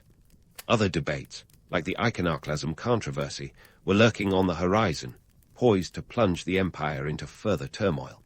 But that's a story for another day. For now, as the sun begins its descent, casting an amber glow over the city's skyline, remember that the Byzantine Empire, in all its complexity, was a world of contrasts, a place where faith and power, art and politics were forever intertwined. Stay tuned as we continue to unravel the intricate tapestry of life under Justinian. There's more to explore, more myths to debunk, and more stories waiting to be told. As our day in the Byzantine Empire winds down, the sun setting over Constantinople paints the sky in hues of orange and purple. It's hard not to feel a sense of awe at the sheer scope of Justinian's ambitions. But before you get too swept up in the romance of it all, let's take a cold, hard look at one of the most defining aspects of his reign, the military. First off, forget the Hollywood glamorization of epic battles. Byzantine warfare was gritty, complex, and often devastating. Justinian's military campaigns, known as the Justinian's Wars, were less about glory and more about pragmatic expansionism. His dream, to restore the Roman Empire to its former glory, which meant retaking territories lost to barbarian kingdoms. But dreams have a price tag, and this one was as steep as it gets. Kicking off in 533 AD, Justinian sent one of his most trusted generals, Belisarius, to North Africa with a fleet of 500 ships carrying around 15,000 soldiers. Their mission? To crush the Vandal kingdom and reclaim the region for the empire. And they succeeded, but not without cost. The campaign stretched the empire's resources thin, and what was regained required constant defense against further invasions. It's like finally winning at Monopoly, only to realize you now have to manage a portfolio of hotels and houses that need constant upkeep. Next on the agenda was Italy, which was under the rule of the Ostrogoths. Here, Justinian's ambitions met with harsh reality. The Gothic War, beginning in 535 AD, dragged on for nearly 2 decades and was a brutal slog. While the Byzantines eventually captured Rome and much of Italy, the warfare devastated the peninsula. Cities were sacked, populations were displaced, and the infrastructure was left in ruins. The cost? A staggering 300,000 solidi per year during the height of the conflict, a literal fortune that drained the empire's coffers faster than a Byzantine chariot race. By now, you're probably sensing a theme. Justinian's military efforts were a double-edged sword. Sure, he expanded the empire, but at a tremendous cost. The wars depleted the treasury, strained the empire's resources, and left newly conquered territories vulnerable to further invasions. It was like playing an endless game of whack-a-mole, where every victory simply opened up a new front. And then there's the Byzantine army itself, which was a marvel of organization and tactics. Forget the image of mindless hordes charging into battle. The Byzantine military was a disciplined force, employing strategies that would make modern generals take notes. They utilized a mix of infantry, cavalry, and naval units, all coordinated with the precision of a Swiss watch. The famed cataphracts, heavily armored cavalry, were the tanks of their day, and the use of Greek fire, a mysterious incendiary weapon, was a game-changer in naval warfare. Picture a medieval flamethrower, and you're halfway there. But the reality of serving in this formidable force was far from glamorous. Soldiers were often conscripts, serving long tours away from home. Pay was inconsistent, and the promise of land or spoils often went unfulfilled. The romantic image of a soldier returning home triumphant was often just that, a myth. For many, the return was to a life of hardship, if they returned at all. As we reflect on Justinian's military ambitions, it's clear that while he achieved much, the human and economic toll was immense. His campaigns stretched the empire to its limits, and the lasting impact was a Byzantine state that was larger but more fragile, a sprawling colossus with feet of clay. The romanticized tales of military glory obscure the harsh realities faced by those on the ground, the soldiers, the citizens, and the empire itself. And what of Justinian's legacy? Here lies a study in contrasts. On one hand, his reign marked a zenith of Byzantine power and cultural achievement. The Hagia Sophia alone stands as a testament to his vision and the empire's artistic and architectural prowess. His legal reforms, codified in the Corpus Juris Civilis, laid the foundation for modern civil law systems, influencing legal thought for centuries to come. Yet, the other side of the coin is a legacy of overreach and unintended consequences. The resources spent on military campaigns could have been used to strengthen the empire internally, addressing the social and economic disparities that simmered beneath the surface. The relentless pursuit of reconquest left the empire vulnerable, its borders stretched thin, and its people weary of constant warfare. In the end, Justinian's reign is a reminder that even the most ambitious of dreams come with a cost. His efforts to restore the Roman Empire's glory were as much about projecting power as they were about uniting disparate peoples under a singular vision. But human nature being what it is, the very act of unification often sowed the seeds of division as old grievances resurfaced and new tensions emerged. As the stars begin to twinkle over the Bosporus, casting a gentle light over the city, we leave the Byzantine Empire with a deeper understanding of its complexities. Justinian's era was one of paradoxes, a time of great achievements and greater challenges. His legacy is a tapestry woven with both triumph and tragedy, a reflection of the eternal dance between ambition and reality. So as you drift off to sleep, let the lessons of Byzantium guide your dreams, not just the glories and the grandeur, but the grit and the grind that lay beneath. History, after all, is both a mirror and a teacher, reflecting our past and illuminating our future. Sweet dreams, fellow traveler, and remember, the past is never truly past. It lives on in the stories we tell and the lessons we learn. In a world where the line between fact and fable blurred like a foggy Norse morning, the Vikings painted a cosmos teeming with unruly gods and larger-than-life myths. At the helm of this divine circus was Odin, the one-eyed chief who hoarded wisdom like a raven with shiny baubles. But before we unravel Odin's enigmatic eye and his penchant for poetic pep talks, let's backtrack to the belching belly of creation itself.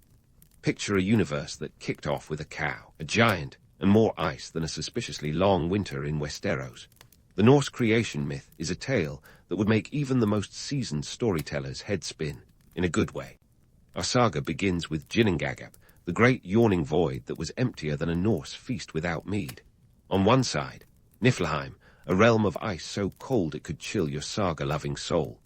On the other, Muspelheim, a fiery furnace hot enough to roast a mythological marshmallow. When these two extremes met, they fashioned Ymir, the first giant, who was apparently lactose intolerant to anything but cow's milk. Enter Ordhumla, the primordial cow who, with her milk rivers, nourished Ymir. She also licked salty ice blocks, inadvertently uncovering Beri, the ancestor of the gods. Yes, a cosmological game of peekaboo with icy salt licks. That's how the Norse did creation, no apples or snakes required. Fast forward a few generations, and we have Odin, Vili, and Ve, Ymir's great-great-grandsons, who decided their forebear Ymir was taking up too much cosmic real estate. In a plot twist worthy of a Viking soap opera, they dispatched Ymir, fashioning the known world out of his remains. His blood became the seas, his bones the mountains, and his skull the sky. Ymir's eyebrows even created Midgard, the realm of humans which, let's face it, was a rather eyebrow-raising choice. Now, let's get to the headliners of our mythological rock concert. First up, Odin, chief of the Aesir and the original master of multitasking. He was not only the god of war, but also wisdom, poetry, and oddly enough, death. Think of him as a blend of Shakespeare, Sun Tzu, and the Grim Reaper. Odin sacrificed his eye, not in a careless DIY accident, but to drink from Mimir's well, the source of wisdom. In a world where knowledge was more precious than plundered gold, this was a solid investment. As a leader in the Viking Age, a time spanning roughly 793 to 1066 AD, Odin's influence was as far-reaching as the Norse longships themselves. Then there's Thor, Odin's burly offspring, who wielded his hammer, Mjolnir, with the subtlety of a thunderstorm at an afternoon tea. While Odin was all about strategy and deep thoughts, Thor preferred a more straightforward approach. Smash first, ask questions later. His hammer, an icon of power, was also a handy tool for consecration, proving that even gods appreciated multitasking tools. Thor was the Norse god of thunder, lightning, and protection, an apt resume for a deity whose followers were keen on raiding and pillaging. He was the Everman's god, the protector of both gods and humans, adored for his bravery and simplicity. In the Viking Age, where life was as unpredictable as Loki's allegiance, Thor was the deity to have on speed dial. Speaking of Loki, the Norse pantheon's resident wild card, imagine the god of mischief as a cosmic jester with a penchant for creating chaos, often for sport. Loki's antics, ranging from the humorous to the downright apocalyptic, made him a figure of fascination and fear. He fathered a wolf, a world serpent, and Hel, the ruler of the underworld, a family reunion that would make even the most dysfunctional clans look like harmonious harpists. Loki's unpredictable nature mirrored the unpredictability of the Viking Age itself, where alliances shifted as swiftly as longships cut through the fjords. The Norse myths weren't just mind-bending stories. They were the cultural bedrock for the Vikings.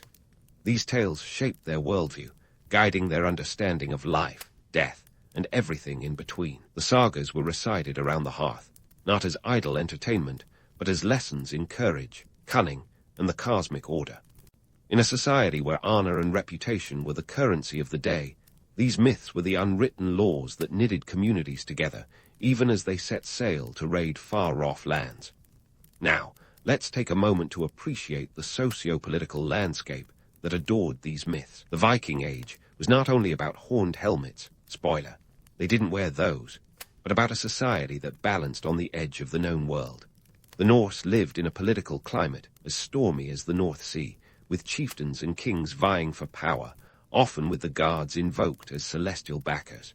The myths served as both a mirror and a map, reflecting the societal norms while charting the course for future endeavors. They were the original motivational posters, minus the cheesy sunsets.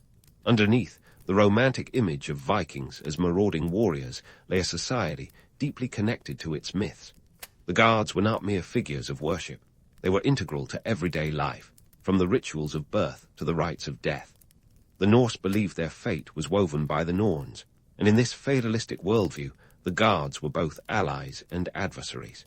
The sagas provided a narrative framework that justified actions, be they raids or reconciliations, and offered explanations for natural phenomena that science had yet to demystify. As we step into the domain of Norse mythology, remember these stories were the heartbeat of Viking society. They echo through the halls of history, not merely as relics of a bygone era, but as testaments to the enduring human desire to understand the universe, even if that means starting with a cow and a giant. So, next time you hear thunder rolling across the sky, think of Thor, hammer in hand, grumbling about his latest divine misadventure while Odin watches with a knowing smile, and Loki plots his next trick. It's a world where the gods are as flawed and fascinating as the humans who worship them. As the thunder god grumbles and Odin smirks, we pivot from the lofty tales of the Aesir to the earthy realities of Norse daily life, a world where religion was as intertwined with existence as seaweed in a fishing net. The Norse, those intrepid seafarers and fearless farmers, didn't just worship their gods. They lived with them, inviting them into their fields, ships, and homes. And why not? When your survival hinges on the whims of nature, a little divine intervention never hurts. Take Freya, for instance, the god of fertility, rain and sunshine, a trifecta of agricultural gold. In a land where winter overstayed its welcome like a distant relative, Freya's blessings were as essential as a good harvest itself. Farmers implored him for bountiful crops, knowing that a failed harvest could mean the difference between a winter of feasting or fasting. And they didn't just ask nicely. Rituals and sacrifices were part of the agricultural calendar. Animals, and occasionally even humans, were offered to appease the gods, a practice that might raise eyebrows and hairlines today, but made perfect sense in a time when a single bad season could spell doom for an entire village. These sacrifices weren't random acts of desperation. They were carefully orchestrated events with economic implications. For instance, the Great Blot sacrifices involved feasting, and it's here where the lines between genuine belief and a good excuse for a party start to blur. The communal gatherings were as much about social cohesion and political maneuvering as they were about divine appeasement. Chieftains would host grand feasts, bolstering their status and reinforcing social bonds. The economic output for such events was significant. Animals, mead, and foodstuffs weren't conjured out of thin air. This was the Norse equivalent of an economic stimulus package with religious overtones. And then there was the sea, the vast, unpredictable highway that connected the Norse world.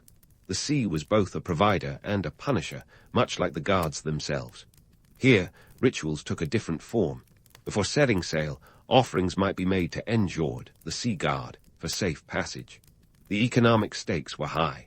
A successful voyage could mean riches and renown, while a ship lost to the waves was a devastating blow. Navigating the treacherous North Sea wasn't just about skill, but also about appeasing the divine forces that ruled the elements. Norse religion also shaped the legal and social frameworks of the time. The Thing, an assembly of free men, was both a legislative and judicial platform where the sagas would be recited and disputes settled. The law was seen as divine order, and breaking it was not just a crime against the community, but an affront to the gods. The concept of honor, deeply embedded in Norse society, was both a personal and a divine mandate. An offense against one's honor could lead to blood feuds, or worse, being outlawed, banished from society itself. The Norse calendar was dotted with festivals that often had dual purposes, honoring the gods, and let's be honest, letting loose.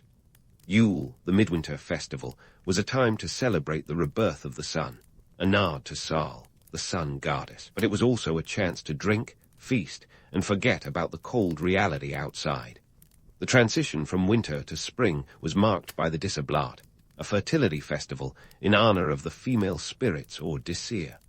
While these festivals had deep religious significance, they were also practical, a necessary reprieve from the relentless grind of survival. And let's not forget the role of women, often overlooked in the testosterone-fueled sagas, but crucial in the religious and social fabric of Norse life. Women were the keepers of the keys, literally and metaphorically, managing households and farms in their husbands' absence. They participated in religious rituals and were sometimes priestesses, known as Valvas, who wielded spiritual influence. Their role in the religious sphere was significant, offering a counterbalance to the male-dominated narratives of war and conquest. So, how much of this religious fervor was genuine belief, and how much was practical necessity? It's a question that blurs like the mist over a fjord at dawn. The Norse were pragmatic people, after all. Their religion wasn't just a collection of stories or a set of rituals. It was a lived experience, a way to make sense of a world that was as harsh as it was beautiful. And if it meant throwing a few legendary parties along the way, well, who could blame them? The Norse gods, in all their flawed glory, were reflections of the Norse themselves, complex, contradictory, and compelling. They offered explanations for the unexplainable, a sense of order in chaos, and perhaps most importantly, a reason to celebrate life in all its unpredictable splendor. As we delve deeper into the daily life of the Norse, remember that these were people who faced the world with a mix of awe, reverence, and a touch of irreverence, much like their gods. Stay tuned as we continue to unravel the tapestry of Norse existence, where every thread is woven with the promise of adventure, wisdom, and a good story. And as we sail past the mythic Froth and onto the craggy shores of Norse heroism and tragedy, let's crack open the Valsunga saga, a tale so epic it makes a Marvel blockbuster look like a sitcom pilot. This saga is a smorgasbord of human ambition, divine intervention, and the occasional dragon. Yes, there's Fafnir the dragon, a miserly beast hoarding gold like a 9th century Scrooge McDuck, until he's skewered by Sigurd, our hero du jour. But let's not get ahead of ourselves. The Valsunga saga, stitched together from oral traditions around the 13th century, is a narrative tapestry that weaves together themes of vengeance, honor, and a touch of the supernatural. Our protagonist, Sigurd, is the Norse answer to Achilles, though with fewer heel issues. Armed with the sword Gram, crafted by the dwarf Regin, and a destiny as tangled as a Viking's beard, Sigurd embodies the hero archetype with a distinctly Norse flavor. Brave, a bit reckless, and doomed to tragedy.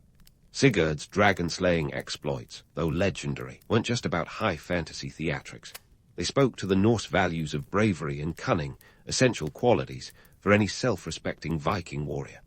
The dragon's hoard symbolized more than mere wealth. It was the embodiment of power and curse, reflecting the real-world treasures that sparked bloody feuds and endless conflicts. In a society where wealth was typically measured in livestock and land, a dragon's gold was the ultimate jackpot, albeit with strings attached, like curses and vengeful relatives. But let's not sugarcoat the Viking warrior's life as all dragon-slaying glory. The romantic image of the Viking as a fearless raider with flowing locks and a horned helmet, spoiler alert, the horns are pure fiction, belies the brutal realities of life on the raiding trail. Imagine cramped longships, seasick warriors, and the constant threat of violent death. Raiding was a high-risk, high-reward endeavor, with spoils ranging from silver and slaves to the simpler satisfaction of a successful sortie. Yet, not every raid was a gold-plated triumph. Many ended in disaster, with ships lost to storms or defenders who were less than welcoming.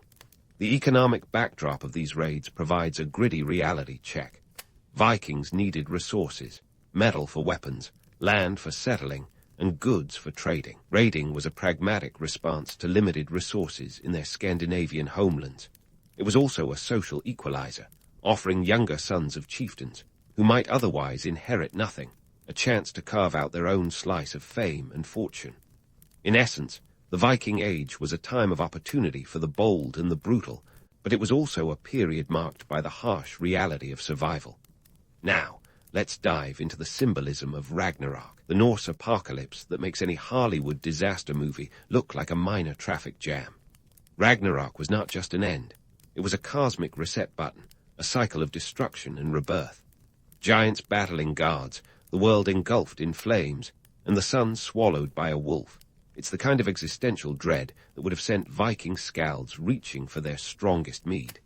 This cycle of chaos and renewal mirrored the Vikings' own world, where death and rebirth were constant companions, whether in the changing of seasons or the rise and fall of chieftains. Fast forward to today, and the themes of Ragnarok have a surprisingly modern resonance. In an age of climate change, political upheaval, and technological disruption, the Norse vision of an ever-repeating cycle of destruction and rebirth strikes a chord. It's a reminder that history, much like those old Norse tales, is never quite linear, but always looping back on itself, with each ending a prelude to a new beginning.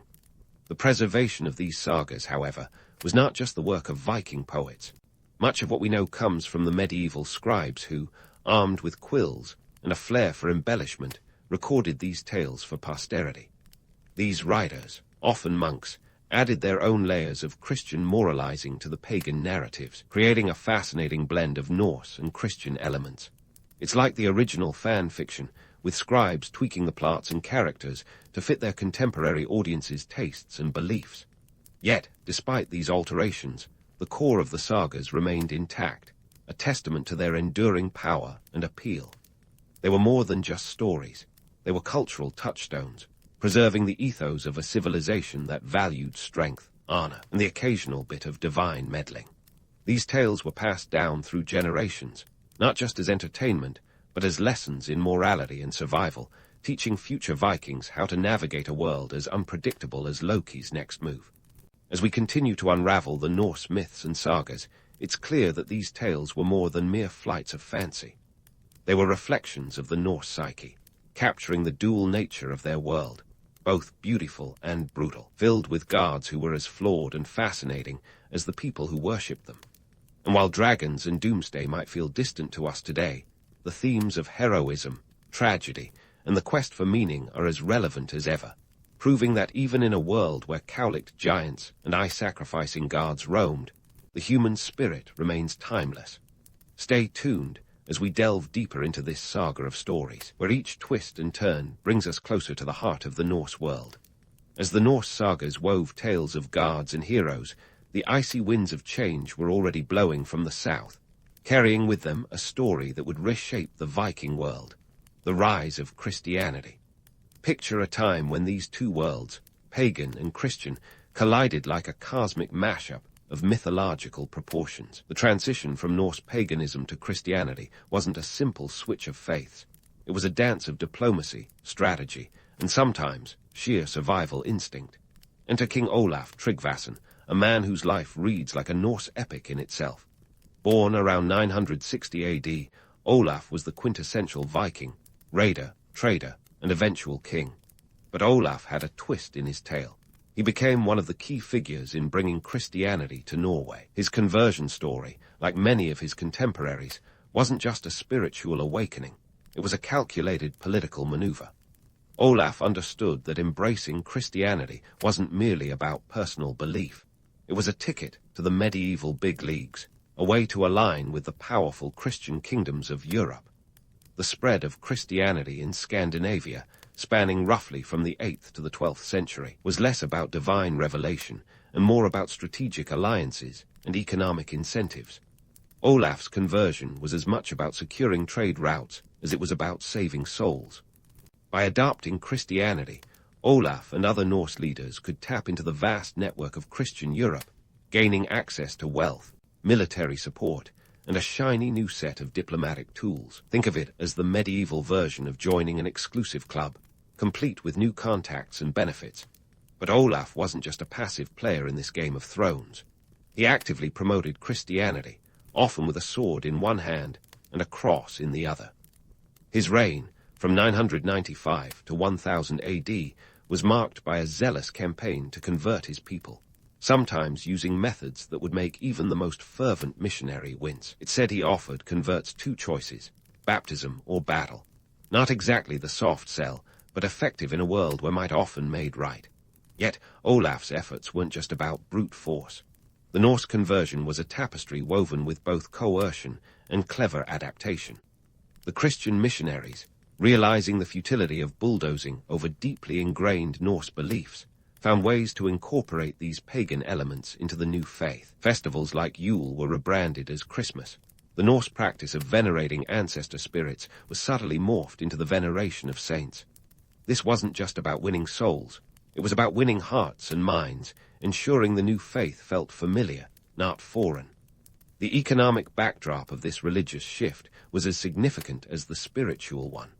The Norse economy, heavily reliant on trade, benefited from the stability and connections offered by Christian Europe. With the Hanseatic League rising to prominence and trade routes stretching from the Byzantine Empire to the British Isles, aligning with Christian norms meant more than just spiritual salvation. It meant economic survival. A Christian Norway found itself at the crossroads of these bustling trade networks, transforming into a hub of commerce and culture. But not everyone was on board with this seismic shift. Old Norse traditions didn't just vanish overnight like Thor on a bender. Many communities clung to their pagan roots, causing friction that would ripple through generations. Some Norse leaders played both sides, hedging their bets in a world where gods and politics were deeply intertwined. This was a time when the line between faith and political expediency was blurrier than a Viking's vision after too much mead. And then there was the wild card of cultural adaptation. Norse myths didn't simply disappear. They were reinterpreted, sometimes even immortalized by Christian scribes who saw value in preserving these tales. Take Snorri Sturluson, the Icelandic historian whose 13th century works, like the Prose Edda, captured the Norse pantheon with a narrative flair that would make any Skald proud. Snorri was a Christian, but his writings reflect a deep respect for the old ways, acknowledging that these stories were more than just religious relics. They were cultural cornerstones. Yet, amid this transformation, the Norse world was anything but static. The Viking Age, often romanticized as a time of endless raids and adventures, was also a period of profound change, where new ideas and technologies flowed along the same routes as longships. Christianity's arrival didn't signal the end of the Norse culture. Rather, it marked its evolution. The Norse didn't just adopt Christianity. They adapted it, integrating it into their worldview with a pragmatism that would make Odin nod in approval. This convergence of faiths was a microcosm of the human experience, how cultures clash, blend, and ultimately transform. The Norse conversion to Christianity wasn't a simple narrative of conquest and submission, but a testament to the complexities of belief and identity.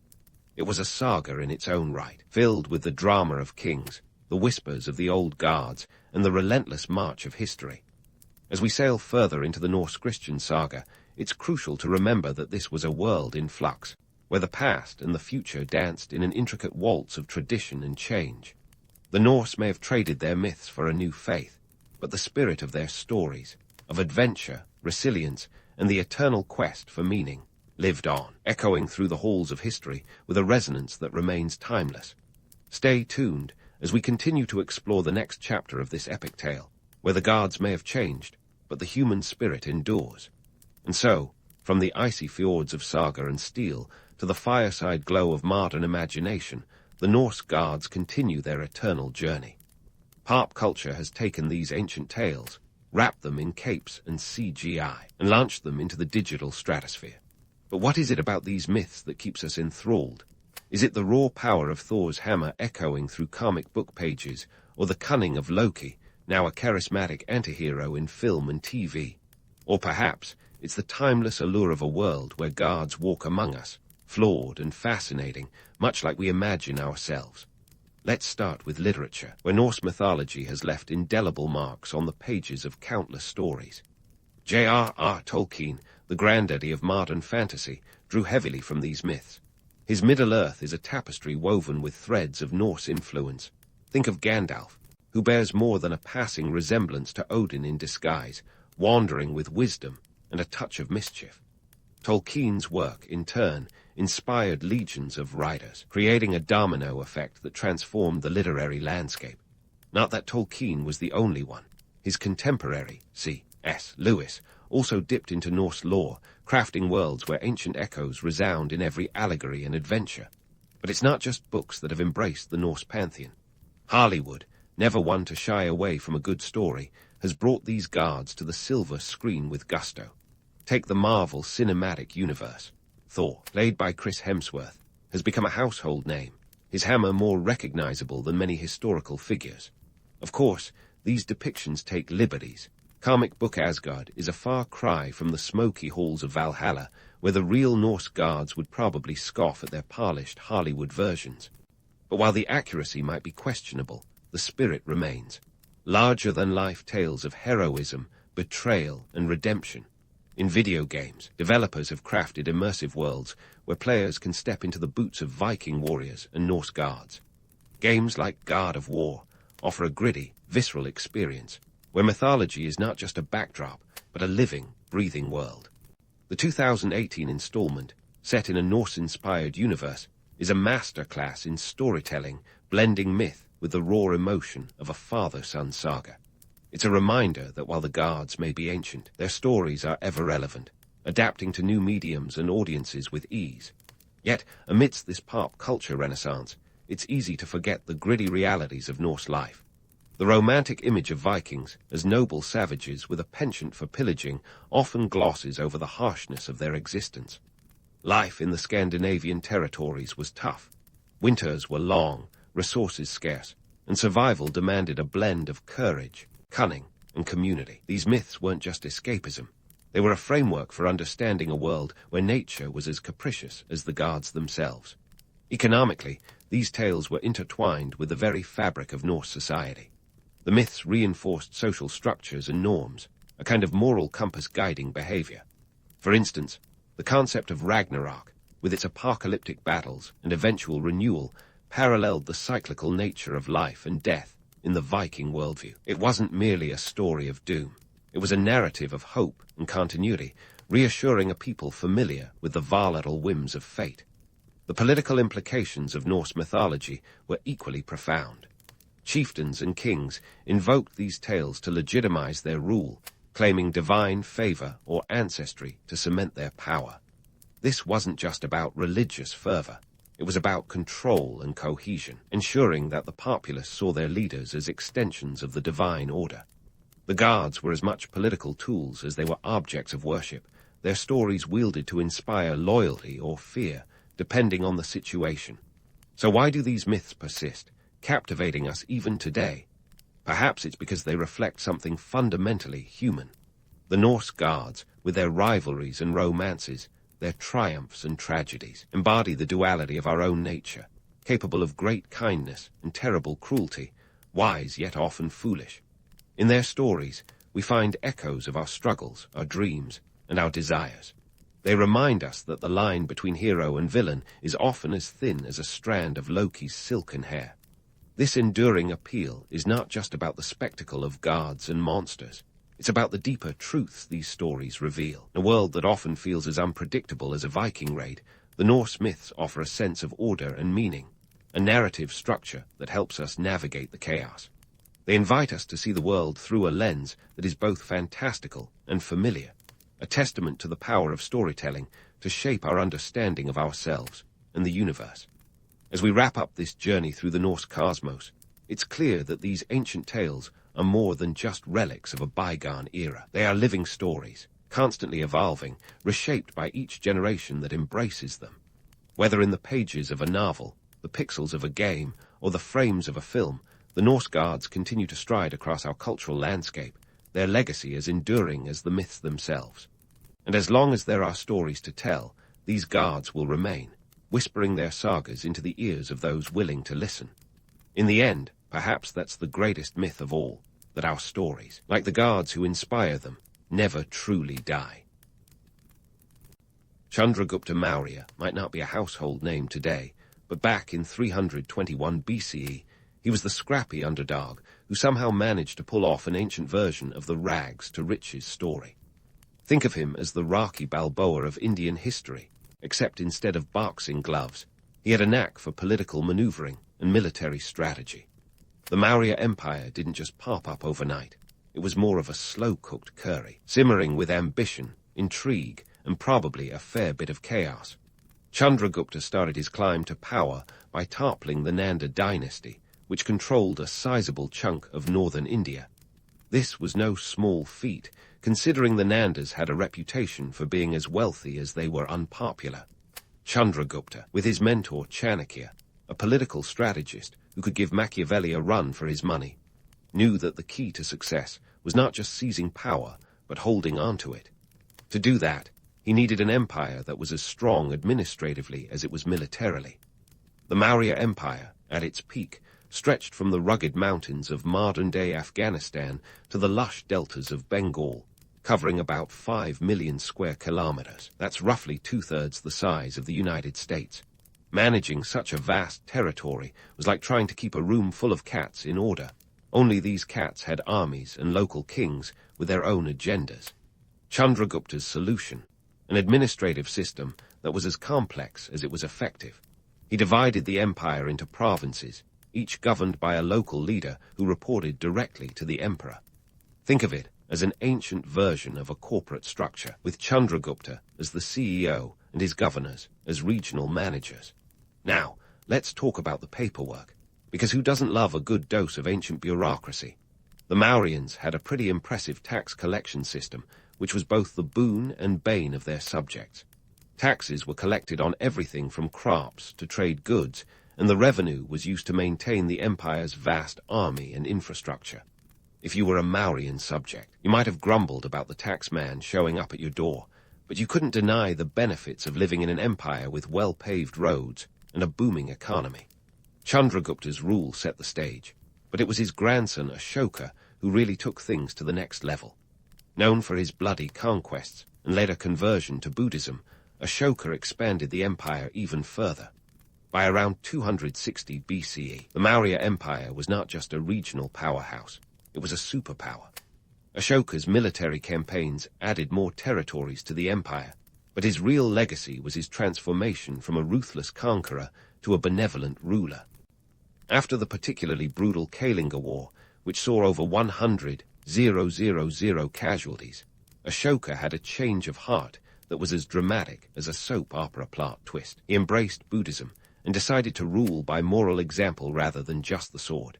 But let's not romanticize Ashoka too much. While his conversion to Buddhism is often highlighted as a moment of spiritual enlightenment, it's worth noting that part of this shift was also a savvy political move.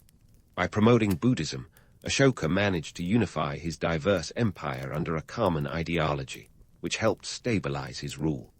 Plus, the edicts he carved into rocks and pillars across the empire were an ancient PR campaign, spreading his messages of peace and tolerance far and wide, and reminding everyone who was in charge. With a postal system that would make your local snail mail blush, and an economy that thrived on trade with Greece, China, and beyond, the Maurya Empire was a well-oiled machine. The use of standardized weights and measures facilitated trade, while the strategic placement of military outposts kept the borders secure. It was a delicate balancing act of diplomacy and dominance, with Ashoka's administration keeping the gears turning smoothly. As for the myth-busting bit, let's address the idea that empires like the Maurya were solely built on brute force.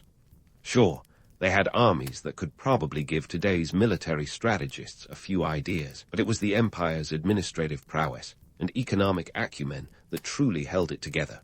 The Mauryans understood that while the sword might win a battle, it was the pen that won the peace. In the grand tapestry of history, the Maurya Empire stands out as a testament to what can happen when ambition meets opportunity and is powered by a well-organized system. It was a time of great change, innovation, and yes, quite a bit of bureaucracy. But isn't that the case with any great empire?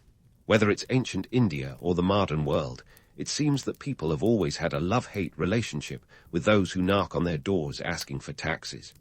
And so, the Maurya Empire, with its blend of conquest and administration, set a historical precedent for how empires could be run, if you had the right mix of nerve, vision, and a little bit of luck. And speaking of well-oiled machines chugging along through history, let's dip our toes into the social structure of this ancient powerhouse known as the Maurya Empire. It's time to meet the real players behind the empire's success, starting right at the top with the ruler himself. Chandragupta Maurya was more than just a bigwig sitting on a throne. He was the linchpin in the machine, ensuring that everything from military campaigns to market trades ran like clockwork. But don't let the crown fool you. Being an emperor was less about lounging around and more about balancing power like a circus performer on a unicycle. Beneath Chandragupta sat a hierarchy that would make today's corporate ladders look like playground slides. At the heart of this structure was the caste system, a social stratification more rigid than a yoga instructor's spine. We're talking about the Brahmins, Kshatriyas, Vaishyas, and Shudras, 4 castes that dictated everything from your job to your dinner guests. While the caste system is often viewed as a relic of ancient India, it was very much the social scaffolding that held up the Mauryan Empire. The Brahmins, or the priestly class, sat at the top of this hierarchy, responsible for religious rituals and maintaining the sacred texts. Think of them as the empire's spiritual advisors, part guru, part advisor, and all-important. Next in line were the Kshatriyas, the warrior class. These were the empire's muscle, the folks who wielded swords and shields to keep borders secure and rebellions at bay. The Vaishyas, making up the 3rd tier, were the merchants and traders, essentially the economic engine of the empire. They kept the money flowing, and in an empire as vast as the Maurya, that was no small feat. And at the bottom were the Shudras, the laborers and service providers, whose contributions were as undervalued as a good meme on the internet. Now, let's toss in a little myth-busting. While the caste system was undoubtedly a tool for social order, it wasn't exactly a recipe for happiness. The rigidity of this structure meant that social mobility was about as likely as a snowstorm in the Sahara. If you were born a Shudra, you'd probably die a Shudra. No amount of hard work or ambition would change that. It's a bit of a harsh reality check, but there it is. Enter Cordelia, also known as Chanakya, the mastermind behind the Arthashastra, a treatise that could easily have been titled How to Rule an Empire for Dummies. This ancient manual was a smorgasbord of advice on governance, economy, and military strategy. It was like having Sun Tzu, Adam Smith, and Machiavelli all rolled into one. Cordelia's genius lay in his understanding of human nature. He knew that power wasn't just about having a big army or a fat treasury. It was about managing the intricate dance between fear and favor, carrot and stick. According to the Arthashastra, a ruler should be as feared as a lion, yet as approachable as a puppy. No small balancing act, even by today's standards. Of course, not everyone was a fan of Cordelia's pragmatic approach. Some might say that his teachings were more ruthless than revolutionary, advocating for espionage, manipulation, and even assassination if it meant maintaining control. But hey, when you're dealing with an empire that spans millions of square kilometers, sometimes you have to break a few eggs to make an omelet, or, in this case, an empire. Now, let's not gloss over the fact that life in the Maurya Empire wasn't all about empires and administrators. It was a society where the rich tapestry of culture, religion, and day-to-day living played out against the backdrop of imperial ambition. But if you were imagining a utopia where everyone sang Cumbare around the fire, think again. The common folk often bore the brunt of the caste system and the administrative rigidity. For them, the empire's success was a double-edged sword, providing stability on one hand while enforcing social immobility on the other. Speaking of stability, let's not forget the economic context. The Maurya Empire thrived on trade, both internal and external. With trade routes stretching as far as Greece and China, the empire was a bustling hub of commerce. But this wasn't just about silks and spices. It was about power and influence. By controlling the trade routes, the Mauryans ensured that they weren't just part of the global economy. They were a dominating force within it. Yet, this economic powerhouse was built on the backs of countless laborers and traders who rarely saw the fruits of their labor. As for those legendary Mauryan rulers, were they wise as owls or just lucky ducks? The truth, as always, is somewhere in between. Sure, they had their moments of brilliance, but they also had their fair share of blunders. Like any ruler, they were products of their time, juggling the demands of empire with the realities of human nature. And while the Arthashastra offered them a blueprint for ruling, it didn't come with a happily ever after guarantee. And so, the Maurya Empire chugged along, a complex machine driven by ambition, innovation, and a hefty dose of ancient bureaucracy. It It was a world where the lines between power and oppression were often blurred, and where the social hierarchy was as unyielding as a steel beam. But despite its flaws, the empire left an indelible mark on history, a testament to what can be achieved when vision meets opportunity. So, as we peel back the layers of this ancient colossus, remember, history isn't just a series of dates and events. It's a living, breathing narrative, shaped by the people who lived it and the legacies they left behind. Stay tuned as we continue to unravel the tale of the Maurya Empire, where every chapter brings a new twist to the story. Now, let's shift gears and dive into the economic powerhouse that was the Maurya Empire, a juggernaut of agriculture, trade, and those sneaky state monopolies. Picture the empire as an enormous, ancient cash register with Chandragupta and his successors punching in the keys. First up, agriculture. This wasn't just a pastime for the folks in the empire. It was the beating heart of the economy. Think of it as the empire's very own breadbasket. Literally, the fertile lands of the Indo-Gangetic Plain were like the Silicon Valley of grain production. Except instead of tech startups, you had farmers cultivating rice, wheat, and barley. These crops weren't just feeding the local populace. They were fueling the empire's expansion. The Mauryans had a taxation system that would make modern-day IRS agents nod in approval. Farmers handed over a hefty chunk of their produce as tax, about 1/6 of their harvest, to be precise. Imagine working your land under the blistering sun, only to watch a good portion of your hard-earned crops vanish into the empire's granaries. But hey, at least those granaries were always full, ensuring no one starved, right? Well, not quite. Food security was a big selling point in the Mauryan PR playbook, but let's not romanticize it too much. The system also ensured that the empire's coffers were just as full as its storage bins. Now, the empire didn't just sit on its grainy laurels. It had a whole trading network that stretched from the Mediterranean to Southeast Asia. The Maurya Empire traded with the big shots of the ancient world, Greece, Egypt, China, swapping everything from silk to spices. This wasn't just trading for the sake of it. It was about power, influence, and cold, hard cash. Trade routes were the lifelines of the empire, and the Mauryans knew it. They didn't just have roads. They had ancient freeways, expertly maintained and strategically placed, serving as arteries for commerce, and quite conveniently, for espionage. These roads were the stuff of legends, or at least they would be if legends were written by civil engineers. Spanning thousands of kilometers, they connected the empire's farthest reaches. Imagine a network where chariots raced alongside caravans carrying everything from textiles to exotic animals. The highways were lined with trees for shade, and rest stops were strategically placed. Think ancient motels for weary travelers. But while these roads were a boon for traders and spies, they were also a tool for imperial control. A fast-moving army could be dispatched anywhere in the empire, quelling revolts before they even started. Talk about having your cake and eating it too. Speaking of trade, let's talk state monopolies. Those crafty little arrangements where the Mauryan state controlled essential goods. Consider salt, for instance. In a world without refrigeration, salt was the ultimate preservative, more precious than gold. The Mauryan state controlled its production and distribution, ensuring that they held the monopoly on this essential commodity. The state also kept a tight grip on the mining of precious metals and gemstones, lining its coffers with the proceeds. If you're imagining the Maurya treasury as a Scrooge McDuck-style vault filled with gold coins, you're not far off. And yet, behind the glittering facade of prosperity, the reality was more complex. The state's control over essential commodities meant that while the empire's wealth grew, the common folks often felt the pinch.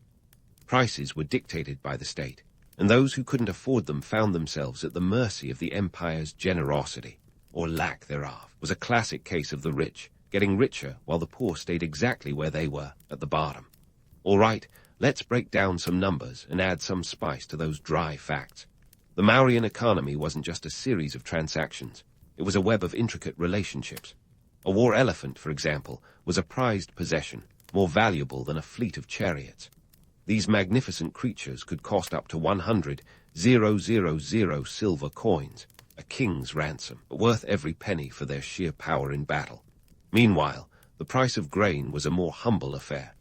A single measure of rice or wheat could be bought for a handful of copper coins, making it affordable for most. but not exactly a bargain if you were living hand to mouth.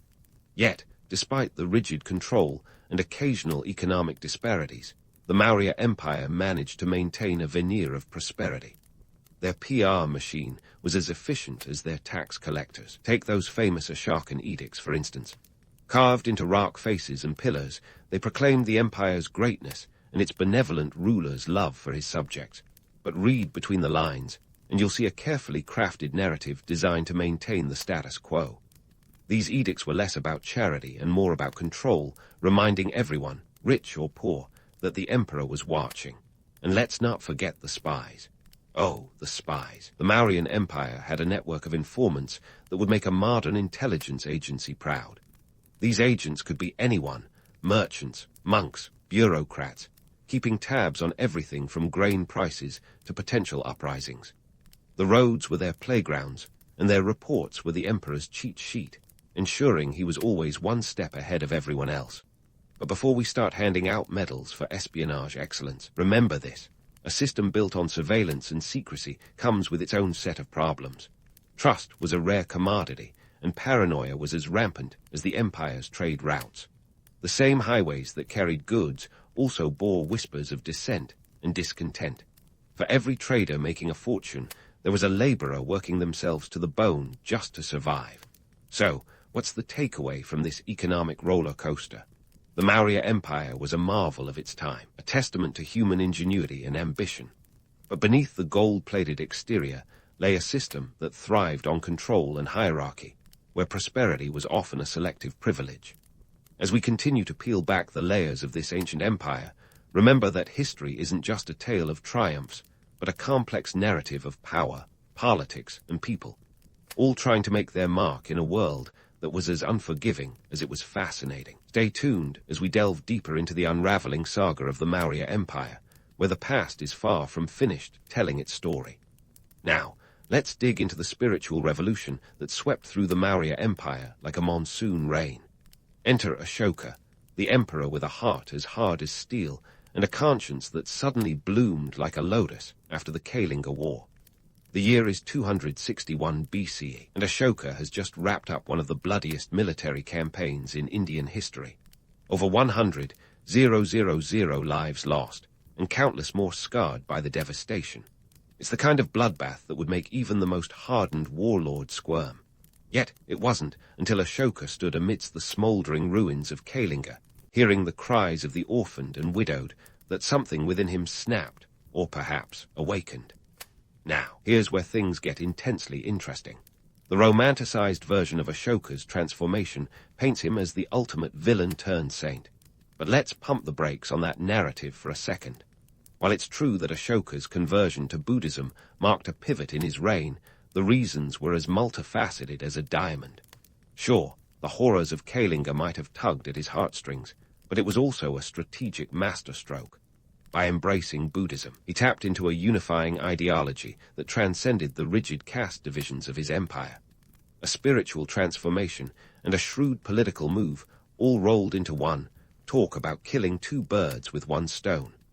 Ashoka's embrace of Buddhism didn't just stop at meditation and renunciation of violence. Oh no, he went full throttle, launching an unprecedented PR campaign to make sure everyone got the memo. Enter the famous Ashokan edicts, ancient press releases carved into pillars and rock faces across the empire. These edicts, written in languages ranging from Brahmi to Greek, declared his commitment to Dhamma, a moral code rooted in Buddhist principles. Think of them as ancient tweets, broadcasted far and wide to ensure both subjects and foreign dignitaries got the emperor's message loud and clear. But before you start picturing Ashoka as the Dalai Lama of the ancient world, let's get real about those edicts. While they preached peace, tolerance, and non-violence, they also served as a constant reminder of who held the reins. Ashoka wasn't just spreading the good word. He was reinforcing his rule through a blend of benevolence and authority. His edicts emphasized respect for all religions, which was as much about maintaining harmony as it was about keeping potential unrest in check. After all, a happy subject is a less rebellious subject. So, how did this shift in ideology impact the Maurya Empire's social fabric? Let's just say it was as transformative as switching from dial-up to broadband. Buddhism's emphasis on compassion, charity, and ethical living began to seep into the empire's veins, slowly but surely. Monasteries sprouted up like mushrooms after a rainstorm, becoming centers of learning and culture. Buddhist monks became the empire's moral compass, guiding the populace with teachings that were as accessible as they were profound. But here's the kicker. While Buddhism gained momentum, it didn't entirely eclipse the existing religious practices. Hinduism, with its pantheon of deities and rituals, remained a cornerstone of Mauryan society. Ashoka's genius lay in his ability to weave these threads into a tapestry of coexistence. By promoting religious tolerance, he ensured that the different sects within his empire could thrive without stepping on each other's toes. It was a delicate balancing act, akin to spinning plates on sticks, but Ashoka managed to keep them all in motion. On the international front, Ashoka's Buddhist conversion gave the Maurya Empire a passport to the spiritual elite club. It opened diplomatic channels with neighboring regions like Sri Lanka and Southeast Asia, where Buddhism was either taking root or already flourishing. Ashoka sent emissaries, monks, and even his own family members as envoys to spread the Dhamma beyond Indian borders. This wasn't just about religious expansion. It was a form of ancient soft power, enhancing the empire's standing as a beacon of peace and enlightenment. Yet, there's an irony here that's hard to ignore. While Ashoka's edicts celebrated peace, the Maurya Empire's military might remain robust. The army didn't disband. It just stayed on standby, ready to protect the empire's interests should diplomacy fail. It's a testament to the complexity of Ashoka's reign. He preached non-violence, but understood the necessity of a strong defense. It's almost as if he was saying, "Love thy neighbor, but keep thy sword sharp." Economically, Ashoka's shift had its own set of consequences. The focus on Buddhist principles led to a rise in charity and philanthropy, with wealthier citizens funding the construction of stupas and viharas. This redistribution of wealth may have softened the edges of economic disparity, but it also meant that resources were being funneled into religious rather than commercial ventures. The empire's coffers were still jingling, but the sound was a little less exuberant than before. Nevertheless, the empire's trade networks remained robust, thanks in part to Ashoka's reputation as a just and pious ruler. Merchants from distant lands found the Mauryan territories to be a stable and prosperous environment for business. Ashoka's policies may have shifted the moral compass, but the economic engine kept humming along, albeit with a slightly different rhythm. As we peel back the layers of Ashoka's reign, it's clear that his legacy is a tapestry of contradictions. He was a warrior-turned-pacifist who understood the power of both the sword and the sermon. His reign was marked by a profound transformation that reshaped the Mauryan Empire's identity, both internally and on the world stage. But it wasn't a utopia by any stretch of the imagination. Beneath the surface of enlightenment lay the same old political machinations and social hierarchies, albeit with a new veneer of moral respectability. In the grand narrative of the Maurya Empire, Ashoka's transformation stands out as a pivotal chapter. It's a tale of redemption, reinvention, and the relentless march of history, where ideals and realities often clashed in spectacular fashion. As we continue to unravel the complexities of this ancient powerhouse, remember that history is never as black and white as it seems. It's a kaleidoscope of human ambition, frailty, and brilliance, where every twist and turn adds depth to the story. And with Ashoka's reign, the Maurya Empire proved that even the most formidable empires can evolve, driven by a vision that is as much about the heart as it is about the crown. Stay tuned, because the saga is far from over. And yet, despite Ashoka's best efforts to cement a legacy of peace and prosperity, the Maurya Empire's end was less a grand finale and more a slow, awkward stumble off the world stage. So, what happened to this once mighty empire that had seemingly everything going for it? Spoiler alert, it turned out that holding an empire together was a lot harder than building one. First up on the chopping block of empire-ending culprits were the succession issues. Ashoka might have been a whiz with those rock edicts, but his familial legacy was a tad less polished. After Ashoka's death in 232 BCE, the Mauryan throne became the hardest seat in a game of musical chairs. His successors were, shall we say, less than stellar. Picture a talent show where the headliner gets replaced by a series of backup dancers who can barely keep in step. The throne saw a revolving door of rulers, each less capable than the last, with the empire's cohesion eroding quicker than a sandcastle in a tide. The real kicker: this succession debacle was pretty much a recipe for internal strife. Ashoka's sons and grandsons squabbled over power like kids, fighting over the last slice of birthday cake, and they were about as diplomatic as a bull in a china shop. The empire, which had been a unified powerhouse under Ashoka, began to fracture. Local governors, or maharajas, who were supposed to be the regional extensions of imperial authority, started acting more like independent rulers. The central power was slipping, and fast. Now, let's talk external pressures because, spoiler alert, the world outside the Maurya Empire was far from static. While the Mauryans were busy managing their internal chaos, their neighbors were sharpening swords and eyeing up the borders like hungry wolves. The Seleucid Empire to the west, a leftover from Alexander the Great's exploits, was always keen to reclaim lost territories. Meanwhile, the ever-expanding Greek kingdoms were making their presence felt in the northwest, their influence trickling in like an insidious vine through a crack in the wall. Even more daunting was the rise of the Shunga dynasty, an internal threat that emerged from within. In 185 BCE, the last Mauryan emperor, Brihadratha, met his end in a coup orchestrated by his own commander-in-chief, Pushyamitra Shunga. Pushyamitra, clearly not content with just being the head of the army, decided to swap his military cap for a crown. And just like that, the Maurya Empire, once a symbol of unity and power, was officially toast. Talk about a dramatic curtain call. But let's not just pin the blame on dodgy succession and ambitious generals. The economic realities of running an empire were as unforgiving as they come. The administrative behemoth that Ashoka built required a steady stream of revenue, and as territories slipped away, so did the tax base. Imagine trying to fill a bucket with water while it's riddled with holes. You get the idea. The economic strain was compounded by the cost of maintaining the army and infrastructure, both of which were essential to keeping the empire's sprawling territories under control. And as if fate had a sense of humor, natural disasters and climate shifts added to the empire's woes.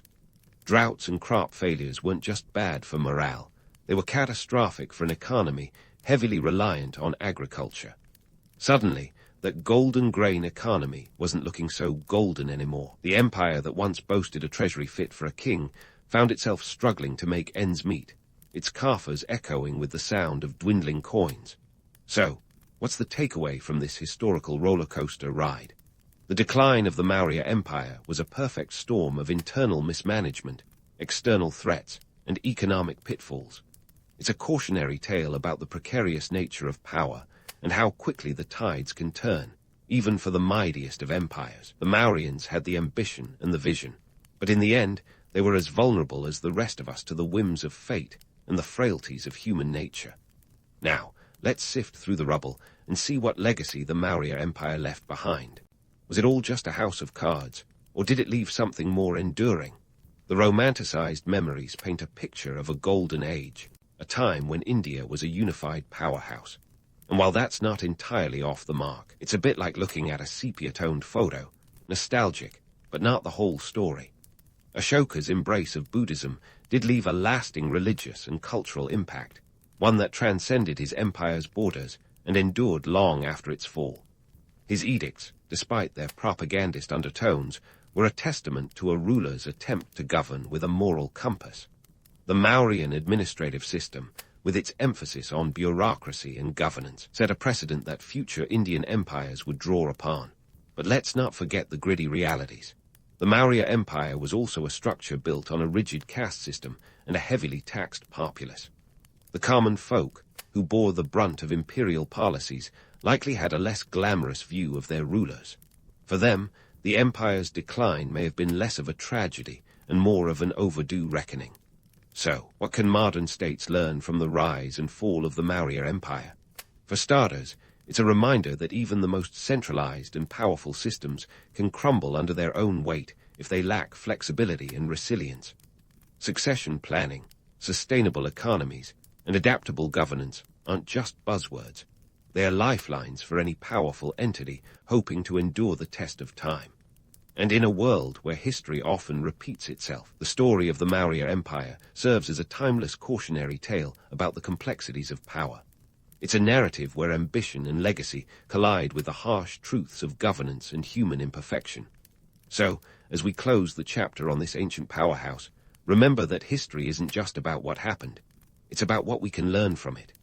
And with that, the saga of the Maurya Empire, like all great stories, leaves us with more questions than answers, urging us to ponder what our own legacies might one day look like.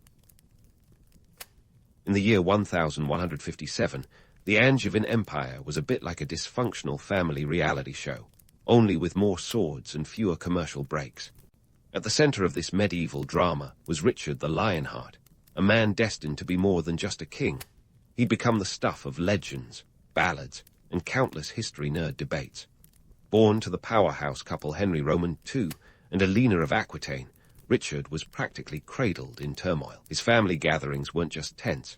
They were full-blown episodes of Game of Thrones, minus the dragons. Elena, Richard's formidable mother, was no ordinary medieval queen. She was a two-time queen, first of France and then of England, and she had a brain sharper than a knight's sword. She wasn't content with just embroidering tapestries or hosting courtly love contests. Nah, Elena was in the business of shaping empires, and more importantly, her children. Richard was her favorite, and she made sure he knew it by giving him an education that was as refined as it was ruthless. The young prince was schooled in the arts of war, governance, and quite possibly the art of surviving family feuds. Speaking of family feuds, the Plantagenets wrote the book, or perhaps the scroll, on sibling rivalry. Richard had 3 brothers, Henry the young king, Geoffrey, and Little John, who would eventually become the infamous King John of Robin Hood fame. If you think your family has issues, consider this. Henry the young king actually rebelled against their father, and Geoffrey was no saint either, aligning himself with whoever promised the most power. Richard, he was biding his time, learning from the sidelines, sharpening both his skills and his ambitions. But let's not romanticize too much. The Angevin Empire, stretching from Scotland to the Pyrenees, was less a cohesive empire and more a collection of territories held together by political duct tape. Financial pressures were constant, with Henry Roman II always needing more funds to maintain his sprawling domain.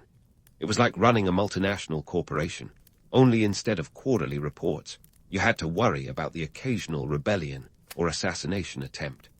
As Richard grew, so did the empire's financial woes.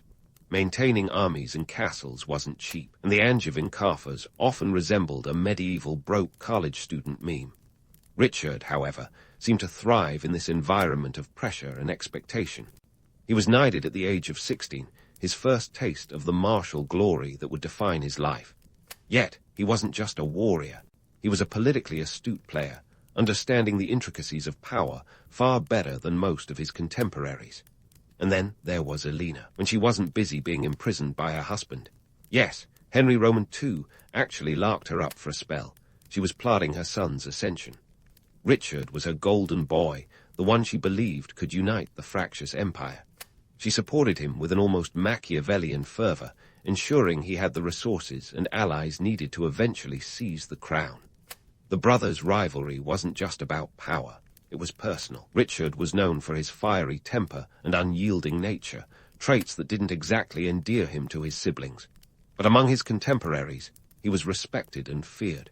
He was hailed as a hero in the Chansons Digest, those epic narratives that painted him as the epitome of chivalry and prowess.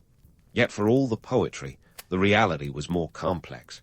Richard wasn't just a knight in shining armor. He was a shrewd operator who knew exactly when to draw his sword and when to wield his pen. In 1173, things hit a boiling point. Richard, alongside his brothers, rebelled against their father. It was like a medieval version of succession, complete with betrayals and shifting alliances. Henry Roman II managed to quash the rebellion, but the seeds of discord were sown. These weren't just squabbles over land or titles. They were battles of wills, with Richard emerging as a formidable contender for the throne. Richard's eventual rise to power wasn't just a matter of birthright. It was a testament to his strategic brilliance and relentless ambition. By 1189, with Henry Roman II dead and the path to the throne clear, Richard was crowned King of England. His coronation was a grand affair, costing a whopping £3,000, a king's ransom in medieval times. It was a moment of triumph, but also a harbinger of the challenges to come. As Richard ascended to the throne, he did so with the knowledge and cunning instilled in him by Alina. His early life, marked by conflict, education, and familial strife, had prepared him for the turbulent reign ahead. He was no mere figurehead. He was a monarch ready to make his mark on history, for better or worse. So, there you have it, the not-so-genteel beginnings of Richard the Lionheart, a king forged in the crucible of the Angevin Empire, ready to take on the world with a sword in one hand and a ledger in the other. As Richard took his place on England's throne, it was the crowning moment of a life steeped in ambition and turbulence. His coronation was no ordinary affair. It was a medieval extravaganza that practically screamed opulence and power. Picture this. £3,000 spilled out of the royal coffers, a sum that could have funded an entire village for a year. But hey, what's a little fiscal irresponsibility when you're establishing your reign in style, right? This was Richard's grand entrance onto the world stage, and he intended to make a splash. Yet the golden crown came with a weighty price tag, and it wasn't just about the glitz and glamour. The king had his eye on a bigger prize, the Holy Land. The Third Crusade was calling, and Richard wasn't about to let his fancy new title gather dust. His ambitions were as vast as his territories, and nothing said, "I am king," quite like leading a crusade to reclaim Jerusalem. But before he could play the role of a holy warrior, Richard had to confront a less glamorous reality. The English treasury was as depleted as a medieval feast after a horde of hungry knights had their fill. Funding a crusade required mountains of silver, not to mention a logistical nightmare that would make a modern-day event planner break out in hives. Enter the great medieval fundraising campaign of 1190. Richard, ever the pragmatic ruler when it suited him, employed a strategy that was as creative as it was ruthless. He famously declared, "I would have sold London if I could find a buyer." In this context, he wasn't joking. Richard sold titles, lands, and offices with the enthusiasm of a medieval Amazon Prime Day. Need a sheriff position? Sold. Fancy being the lord of some obscure manor? Yours for a price. The church, a major player in the medieval money game, was also tapped for resources. Richard milked the ecclesiastical cash cow, persuading bishops and abbots to part with their treasures for the righteous cause. His methods might have been heavy-handed, but they were effective. By the time he was done, Richard had amassed a small fortune, though not without leaving a few disgruntled nobles and churchmen in his wake. Yet the financial hurdle was only one part of the equation. Richard also had to navigate the political quagmire that was 12th century Europe. The continent was a patchwork of feuding kingdoms, with alliances as shaky as a wooden bridge in a storm. Chief among Richard's headaches was Philip Roman II of France, his sometime ally and frequent frenemy. Philip was the kind of king who played the long game, a master of Machiavellian maneuvers before Machiavelli even penned a word. His relationship with Richard was one of mutual suspicion, like two cats circling each other, each waiting for the other to pounce. They'd been comrades in arms during their younger days, but now, with crowns on their heads, the stakes were higher. Richard's vast territories in France made him a formidable neighbor, and Philip wasn't thrilled about sharing the spotlight or the power. Their alliance for the crusade was a marriage of convenience at best. They both wanted to reclaim Jerusalem, but they also had their eyes on each other's lands. Trust was as rare as a summer snowfall, and each man knew that any sign of weakness could be exploited. It was like a game of chess played on a board of shifting sands, where loyalty came with an expiration date. Back in England, Richard's absence was both a political and economic gamble. He left the kingdom in the hands of loyalists, including William Longchamp, his trusted but unpopular chancellor. Longchamp wasn't winning any popularity contests. His heavy-handed governance left a sour taste in the mouths of many nobles. But Richard had bigger fish to fry, and he couldn't afford to micromanage from across the English Channel. As Richard prepared to depart, he was well aware that his kingdom was a bubbling cauldron of potential unrest. Leaving England was like setting a pot to simmer on a low flame, hoping it wouldn't boil over. It was risky, but Richard wasn't one to shy away from a gamble. He was a king, a warrior, and above all, a crusader with a mission. So, as the sails unfurled and Richard set his course for the Holy Land, he left behind a realm poised on the edge of uncertainty. But for Richard, the chance to carve his name into the annals of history was worth any risk. The Third Crusade was more than a religious expedition. It was the ultimate stage for a king who understood that glory was as much about perception as it was about conquest. To be continued, with Richard's exploits in the Holy Land, his battles, and the legendary tales that would follow him through the pages of history. But for now, let's leave him on the shores of a new adventure, a king armed with ambition, a touch of ruthlessness, and a destiny yet to be fulfilled. With Richard the Lionheart now poised on the shores of destiny, the Third Crusade was officially underway, a medieval road trip of epic proportions, only with more chainmail and less road. The year was 1189, and Richard was about to embark on a journey that would test every ounce of his military genius, political acumen, and quite possibly his patience. Now, before we dive into the nitty-gritty of battles and sieges, let's talk about the Crusader army. Picture this: tens of thousands of knights, foot soldiers, and camp followers, all with one goal, to reclaim Jerusalem. But transporting this medieval mob was no small feat. It was the logistical equivalent of moving Coachella to the Sahara, only with fewer festival vibes and a lot more swords. Ships were chartered, and supplies were amassed in a frenzy of medieval logistics that would make even FedEx blush. We're talking about a supply list that included mountains of grain, barrels of wine, because hydration is key, right? And enough salted meat to feed a small kingdom. The cost, astronomical. Richard's treasury was bleeding silver, with the crusade expenses rivaling the GDP of a small country. Every soldier had to be fed, armored, and occasionally paid, lest they take their services elsewhere. This wasn't just a military campaign, it was an economic balancing act on the edge of a sword. As the fleet set sail, Richard wasn't just another king on a holy mission. He was a strategic mastermind, a medieval MacGyver with a crown. His plan was to take Cyprus first, a strategic move that would secure a critical supply base for his army. The island was a jewel in the Mediterranean. Richard seized it with the finesse of a seasoned chess player capturing his opponent's queen. The conquest was quick, decisive, and profitable. Richard sold the island to the Knights Templar, pocketing a tidy sum that would keep his Crusader coffers jingling for a while longer. But the real test awaited in the Holy Land, where Richard's name would be etched into the annals of history alongside his legendary rival, Saladin.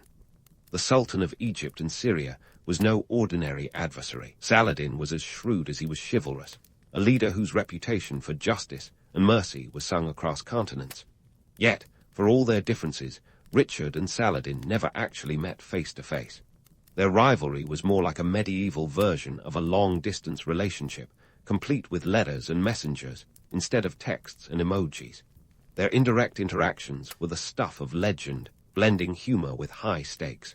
One famous tale recounts how, during a fierce battle, Richard's horse was killed beneath him. Saladin, ever the gentleman, sent 2 replacements as a gesture of respect. It was like sending your opponent a new car after a fender bender, a chivalric move that spoke volumes about the mutual admiration that transcended the battlefield. Yet, beneath these romantic tales lay the harsh realities of war.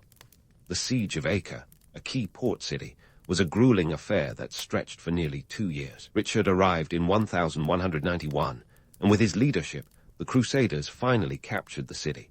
But the victory came at a staggering human cost. Estimates suggest that both sides suffered over 30,000 casualties. Death was a constant companion, and disease often achieved what swords could not. The economic strain of maintaining a Crusader army so far from home was immense. Richard's finances were under constant pressure, and the cost of keeping his men supplied and motivated was like trying to fill a leaky bucket. Meanwhile, back in England, the kingdom was simmering with unrest, a reminder that his absence was as precarious as a knight balancing on a lance. Despite these challenges, Richard's strategic brilliance shone through. He utilized every resource, every alliance, and every ounce of his military prowess to achieve his goals. His tactics at the Battle of Arsuf in 1191 were a masterclass in medieval warfare. Richard led a charge that broke Saladin's lines, a breathtaking maneuver that underscored why he was known as the Lionheart. Yet, while the battle was a victory, it was not decisive enough to secure Jerusalem. The road to the Holy City was fraught with obstacles. not least of which were the internal divisions among the Crusader ranks. The European nobles were as prone to infighting as they were to battling the Saracens, each vying for glory and spoils. Richard had to be as much a diplomat as a general, juggling egos and ambitions with the deftness of a medieval juggler. And then there was Saladin, a leader whose strategic retreats were as calculated as any advance. He understood the value of time and terrain, choosing when to engage and when to conserve his forces. The two leaders were like chess grandmasters, each move calculated to counter the other's strategy. Their rivalry wasn't just about territory. It was a battle of wits, a clash of titans where every decision could tip the balance. As the crusade dragged on, Richard faced the sobering reality that capturing Jerusalem was no simple task. The city was a symbol, a prize that both sides coveted with equal fervor. Yet the political landscape was a minefield, with alliances as fleeting as a summer breeze. Richard had to navigate this complex web with the skill of a seasoned diplomat, all while keeping an eye on the horizon for the next challenge. So, there you have it, Richard the Lionheart, a king caught between his ambitions and the harsh realities of a crusade that was as much about politics as it was about faith. His journey was far from over, and as the dust settled on another skirmish, Richard was left pondering the ultimate question: was glory worth the price he was paying? But let's not close the book just yet. Richard's tale is a tapestry of triumphs and tribulations, a story that continues to unfold with every skirmish and siege. So, as the sun sets on another day in the Holy Land, we'll leave Richard to his thoughts, poised on the brink of a destiny that is as uncertain as it is compelling. Stay tuned, because the Lionheart saga is far from finished, and the next chapter promises even more twists and turns in this epic tale of medieval ambition and adventure. As the sun dipped beneath the horizon in the Holy Land, Richard the Lionheart was left to ponder whether the elusive glory he chased was worth the relentless price. But before he could unravel the complexities of conquest, the winds of fate had other plans for our crusading king, a treacherous twist that no amount of medieval chess-playing could have foreseen. Fast forward to 1192, Richard, having made a strategic truce with Saladin, embarked on the journey back to England. This wasn't your average road trip. It was a perilous voyage through the politically charged minefield of Europe. His route home was less direct flight and more scenic detour, thanks to a combination of bad weather and worse luck. Picture a king incognito slipping through hostile territories like a medieval James Bond, minus the Aston Martin. Richard's plan to travel in disguise was as subtle as a knight's armor in a nudist colony. His attempts to blend in were thwarted by his own reputation. A living, breathing legend wasn't exactly low-profile material. But it wasn't just Richard's notoriety that put him in the crosshairs. The political landscape of late 12th century Europe was a tangled web of alliances and betrayals, with Richard's enemies keen on settling scores. Enter Leopold V of Austria, a duke with a grudge as fresh as a newly sharpened sword. Richard had previously insulted Leopold during the siege of Acre by tearing down his banner, a medieval faux pas that didn't quite say, "Let's be friends." So, when Richard was captured near Vienna in December 1192, Leopold saw an opportunity for both revenge and a tidy profit. And what a profit it was. The ransom demanded for Richard's release was a staggering 150,000 marks, an amount that could have built monumental cathedrals or funded a small army. To put it in today's terms, imagine a ransom so hefty it makes a modern-day billionaire blink twice. This wasn't just a king's ransom. It was a medieval financial earthquake. The implications for England were seismic. Raising the ransom required an economic overhaul that would make any modern fiscal policy look like child's play. Picture the English populace digging deep into their pockets while nobles and churchmen coughed up their riches. Taxes were levied, lands were sold, and the church was tapped like a keg at a frat party. Even the wool trade, England's economic lifeline, was squeezed like never before. In a country where the average peasant's annual income was a mere pittance, the burden was monumental. But the drama didn't end with coin counting. Richard's captivity became the stuff of legend, spawning tales as colorful as a medieval tapestry. Enter Blondel de Nesle, a troubadour whose ballads painted Richard's imprisonment with a romantic brush. The myth goes that Blondel wandered Europe, singing a secret song beneath castle walls until his king answered back. It's a tale that warms the heart, but let's be real. Blondel's story is more fiction than fact.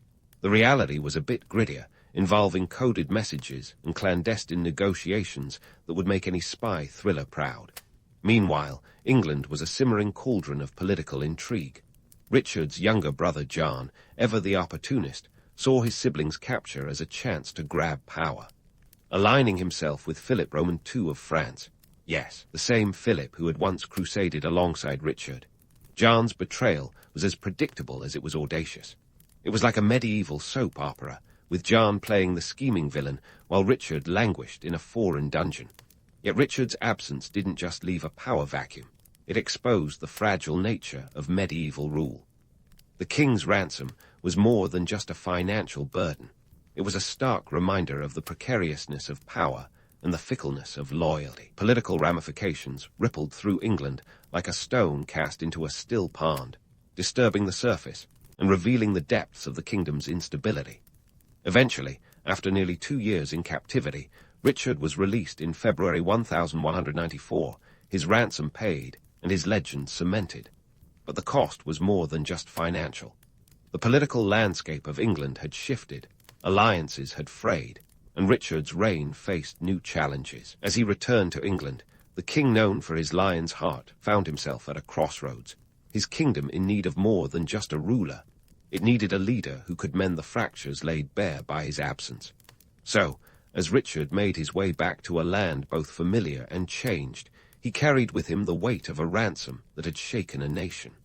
The Lionheart's tale was far from over, and the pages yet to be written would test the mettle of a king who had faced captivity and betrayal, yet emerged with the determination to reclaim his legacy. Stay tuned, as the saga unfolds with Richard's return to England and the challenges that await him. The story of Richard the Lionheart is a tapestry woven with ambition, courage, and the relentless pursuit of a legacy that transcends time. As Richard stepped back onto English soil, the familiar yet foreign land greeted him with the chill of a kingdom in need of repair. It was 1194, and the Lionheart returned not as a triumphant warrior, but as a king who had been conspicuously absent. His 2-year captivity had left the realm a little worse for wear. Think of it as a medieval fixer-upper, only with more political intrigue and fewer DIY shows. Richard's first order of business, reclaiming his throne from his ambitious little brother, John. John, who had all the charm of a wet blanket and the loyalty of a fair-weather friend, had been playing king in Richard's absence, cozying up to Philip Roman II of France like a puppy looking for a new master. It was a betrayal that added a dash of sibling rivalry to the tumultuous political soup of the time. But Richard, ever the showman, wasn't about to let his kid brother steal his spotlight. With a mixture of diplomacy and brute force, he quickly reasserted his authority. In a move that would make any scandal-weary PR team proud, Richard forgave John, uttering the line, "I forgive him, and hope that God will forgive him too." Translation: "You're lucky I'm too busy for a family feud right now." With his domestic affairs somewhat in order, Richard turned his gaze across the Channel, where his Angevin empire was fraying at the edges like an old tapestry. The French territories, his precious jewels, were slipping through his fingers, thanks to Philip's relentless ambition. It was a game of medieval risk, with Richard desperately trying to hold onto his pieces while Philip gleefully expanded his own. The next 5 years would see Richard embroiled in a series of skirmishes and negotiations that could make even a seasoned diplomat's head spin. His efforts to reclaim lost territories were a testament to his unwavering determination and military acumen. Yet, they were also a reminder of the age-old truth: the more things change, the more they stay the same. Medieval politics was a carousel of shifting alliances and broken promises, and Richard was smack dab in the middle of it. In 1199, during one such campaign to reclaim the castle of Chalice Jabrol in the Limousin region, fate dealt Richard a cruel hand. While surveying the castle's defenses, he was struck by a crossbow bolt fired by a defender named Pierre Basile. The wound, initially dismissed as minor, quickly turned septic, a grim reminder of the brutal realities of medieval warfare, where infection was often more lethal than the battlefield itself. As Richard lay dying, he reportedly forgave his killer, displaying a magnanimity that was either genuine or a final flourish of the chivalric legend he had become. On April 6, 1199, Richard the Lionheart breathed his last, his life's tale sealed in a mix of glory and unfinished business. His heart was buried in Rowan, his entrails in Chalice, and his body in Fontevraud Abbey, a scattershot burial befitting a king whose life was equally spread across realms and conflicts. So, what do we make of Richard the Lionheart? Was he the chivalric hero sung by troubadours, or the absentee landlord of England? The truth, as always, is somewhere in between. Richard was a man of his time, a king whose legend was crafted as much by his deeds as by the stories spun around him. He spent less than 6 months of his decade-long reign in England, and yet he remains one of its most iconic monarchs. His focus was on his continental possessions and his crusading ambitions, leaving the day-to-day governance of England to others. This absence gave rise to a complicated legacy. On one hand, Richard was a brilliant military leader whose exploits in the Holy Land were celebrated far and wide. On the other, his neglect of England's domestic affairs left the kingdom vulnerable to turmoil. His fiscal policies, driven by the need to fund his military campaigns, placed a heavy burden on his subjects. The infamous ransom for his release was a financial strain that rippled through the kingdom, affecting every level of society. Yet the romanticized image of Richard endures, partly because myths have a peculiar way of overshadowing facts. History loves a good story, and Richard's life was a narrative rich with drama, adventure, and tragedy. The reality of his reign, however, sheds light on the inherent instability of medieval rule, where personal charisma often stood in for effective governance. Richard's death left a power vacuum that his successor, King John, struggled to fill. John's reign would be marked by conflict and controversy, culminating in the signing of the Magna Carta, a document that, unlike Richard's exploits, would have a lasting impact on the future of governance. So, as we close the book on Richard the Lionheart, we're left with a king whose legacy is as complex as the times he lived in. He was a warrior and a ruler, a man driven by ambition and a thirst for glory. His life was a tapestry woven with threads of triumph and failure, a reminder that history's heroes are often as flawed as they are fascinating. In the end, Richard remains a figure both larger than life and deeply human, a king who lived for the thrill of conquest, but whose reign was defined by absence. His story serves as a testament to the enduring power of legend, a narrative as compelling today as it was in the halls of medieval Europe. And so, with a nod to the Lionheart's indomitable spirit, we close this chapter of history, leaving Richard to rest in the annals of time as both a legend and a cautionary tale of leadership in an age of swords and shadows. In the roller coaster of Chinese history, few rides are wilder than the rise of Emperor Taizong of Tang, born Lai Shimin. This guy didn't just play the Game of Thrones. He rewrote the rules and made everyone else look like amateurs. His story kicks off with a family drama so intense, it puts any modern soap opera to shame, and the chaos of the Sui Tang transition was the perfect backdrop for his ascent. Let's start with 626 AD, a year that would shake the very foundations of Chinese imperial power. Lai Shimin wasn't just any young prince lounging around the palace. At a tender age, he was already a seasoned warrior and strategist, having earned his stripes by quelling rebellions and expanding his father's realm. Speaking of his dad, Lai Yuan, he had snagged the title of Emperor Geazu, founding the Tang Dynasty after kicking the Sui Dynasty to the curb. But as the saying goes, uneasy lies the head that wears a crown, especially when your sons are eyeing it like it's the last piece of cake. Now, family dinners must have been awkward in the Lai household. Lai Shimin had brothers, and not the let's-play-catch kind.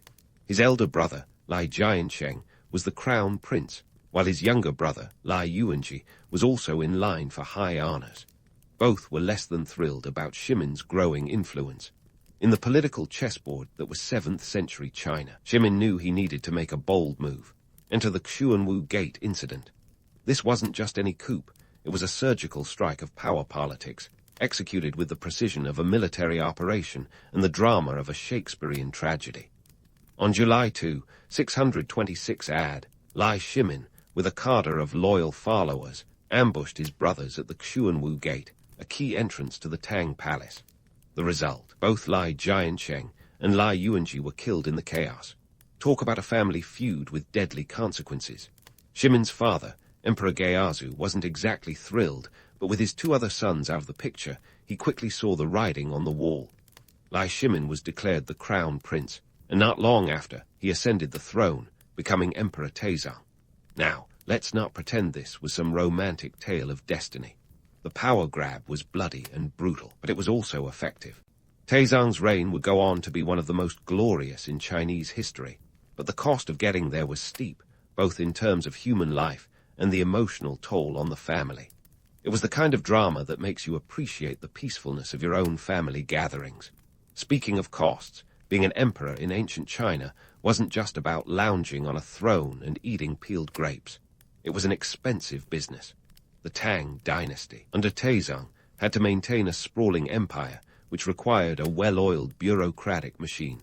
This wasn't just a bunch of clerks with scrolls. It was a massive apparatus involving thousands of officials, all needing to be paid. The economy had to be robust to support such a system. Agricultural output had to be high, trade routes safe, and taxes effectively collected. If any of that faltered, the empire could quickly find itself in hot water. But Taizong was no slouch. He knew that to keep the empire strong, he needed both military might and economic stability. He reformed the tax system, ensuring that it was both fairer and more efficient. Land redistribution policies helped prevent the social unrest that had plagued the Sui dynasty. Under his rule, the Silk Road flourished, bringing in wealth and ideas from far and wide. In a way, Taizong turned the empire into a well-tuned machine, all while keeping a tight lid on potential uprisings.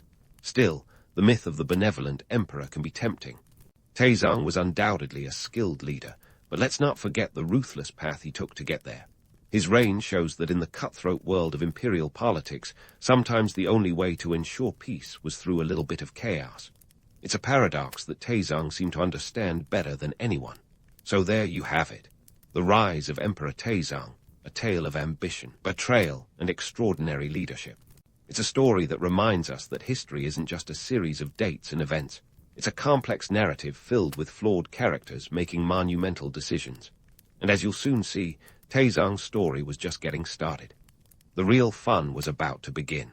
But that's a saga for another time. And so, as the wheels of history turned, Taizong took his seat on the throne with a mandate to rule and a kingdom to manage. For a guy who just orchestrated a Shakespearean power grab, one might expect him to rule with an iron fist and a penchant for paranoia. But here's the twist. Taizong had an innovative streak that would make even the most avant-garde Silicon Valley entrepreneur tip their hat. Let's start with the equal field system. You might think this sounds like the kind of fairy tale solution someone would dream up after a few too many cups of ancient Chinese tea, but there was a method to the madness. The idea was to prevent land monopolies by allocating land based on need rather than wealth or status. Each man was given a plot of land sufficient to support his family, with portions reverting back to the state upon death. It was a savvy way to keep the agrarian machine churning while quelling the kind of dissent that had toppled the Sui dynasty. In theory, it was a masterstroke of egalitarian governance. In practice, well, it was a bit like trying to make sure everyone in a group project does equal work. Great on paper, but a nightmare in the real world. That's because, despite the grandiose vision of fairness, the elites found ways to game the system faster than a teenager with a cheat code. Connections mattered, and family clout was your best insurance plan. Navigating this landscape was like playing a game of Go, where the rules were set, but the master players always bent them to their will. So, what was the real takeaway? The equal field system was a brilliant concept marred by the reality that the powerful always find a way to remain powerful. Much like today, where knowing the right people can be more beneficial than any qualification on a resume.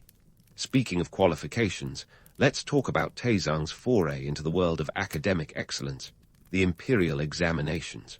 This was not your average pop quiz. Instituted to create a merit-based system for recruiting officials, it turned Confucian classics into the ultimate study guide.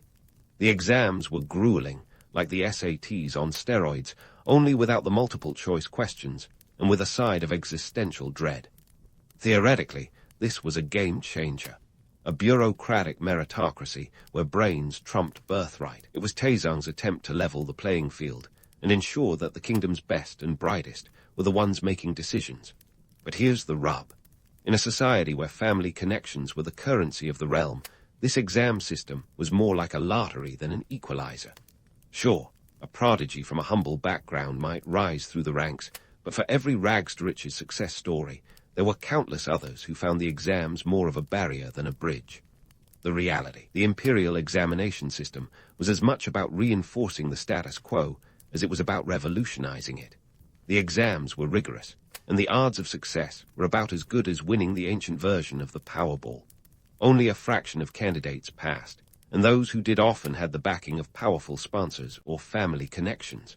So, while the story of the scholar rising from obscurity is heartwarming, it's also a bit of a fairy tale. Still, you've got to hand it to Taizong. His approach was nothing if not visionary, even if it occasionally veered into the territory of the bizarre. He knew that the stability of his empire depended not just on military might or economic prowess, but on a well-administered government, and that required a balance of innovation and tradition. He wasn't just playing the game, he was rewriting the rules as he went along. The equal field system and the imperial exams were bold experiments in governance that showed Taizong's willingness to think outside the box, or, in this case, the palace walls. Yet, let's not get swept away by the romance of it all. Taizong's reign was as much about maintaining power as it was about improving governance. His policies were pragmatic responses to the challenges of ruling a sprawling empire with diverse needs and interests. While his domestic policies were designed to foster stability, it's worth remembering that they were also mechanisms of control. The equal field system kept peasants tied to the land, reducing the likelihood of rebellion, while the imperial examinations ensured that those in power remained loyal to the emperor. It was a delicate dance of carrot and stick, innovation and tradition, all orchestrated by a ruler who understood the complex web of politics better than most. So, what do we take away from this slice of history? Taizong's domestic policies were a testament to his genius and his pragmatism, but they also reveal the complexities and contradictions of his reign. He was a leader caught between the ideals of fairness and the realities of power, trying to forge a path in a world where the lines between myth and reality were often blurred. As we look ahead to the next chapter of Taizong's story, one thing's for sure, this emperor wasn't done surprising us. Stay tuned, because the intrigue and innovation were just getting started. So, as the ink dried on Taizong's domestic policies, it was time for him to flex some muscle on the international stage. Enter the Gurktuaks, the nomadic warriors of the Eurasian steppes who had a reputation for being as tough as their name is to pronounce. Picture an empire that stretched from Mongolia to the Caspian Sea. These guys were the rock stars of the steppe, complete with a fearsome cavalry and a penchant for raiding their neighbors. For Taizong, the Gurktuaks weren't just a threat. They were the ultimate test of his military mettle. Now, when you think of medieval warfare, you might imagine epic battles with gallant knights and clashing swords. But let's get real. Warfare in the 7th century was more about logistics than heroics. Forget charging into battle with a shiny sword. It was more like managing a medieval version of FedEx. You had armies to equip, feed, and transport over vast distances. Horses needed to be fed, soldiers paid, and let's be honest, morale kept high enough that they didn't just ditch the whole enterprise for a quieter life of farming. Taizong knew that to take on the Gurktuaks, he needed more than just brute force. He needed a strategy that would make the best chess grandmasters nod in approval. Step 1 was to exploit internal divisions within the Gurktuaks themselves. You see, the Gurktuaks were not a monolithic bloc. They were a confederation of tribes, each with its own ambitions and grievances.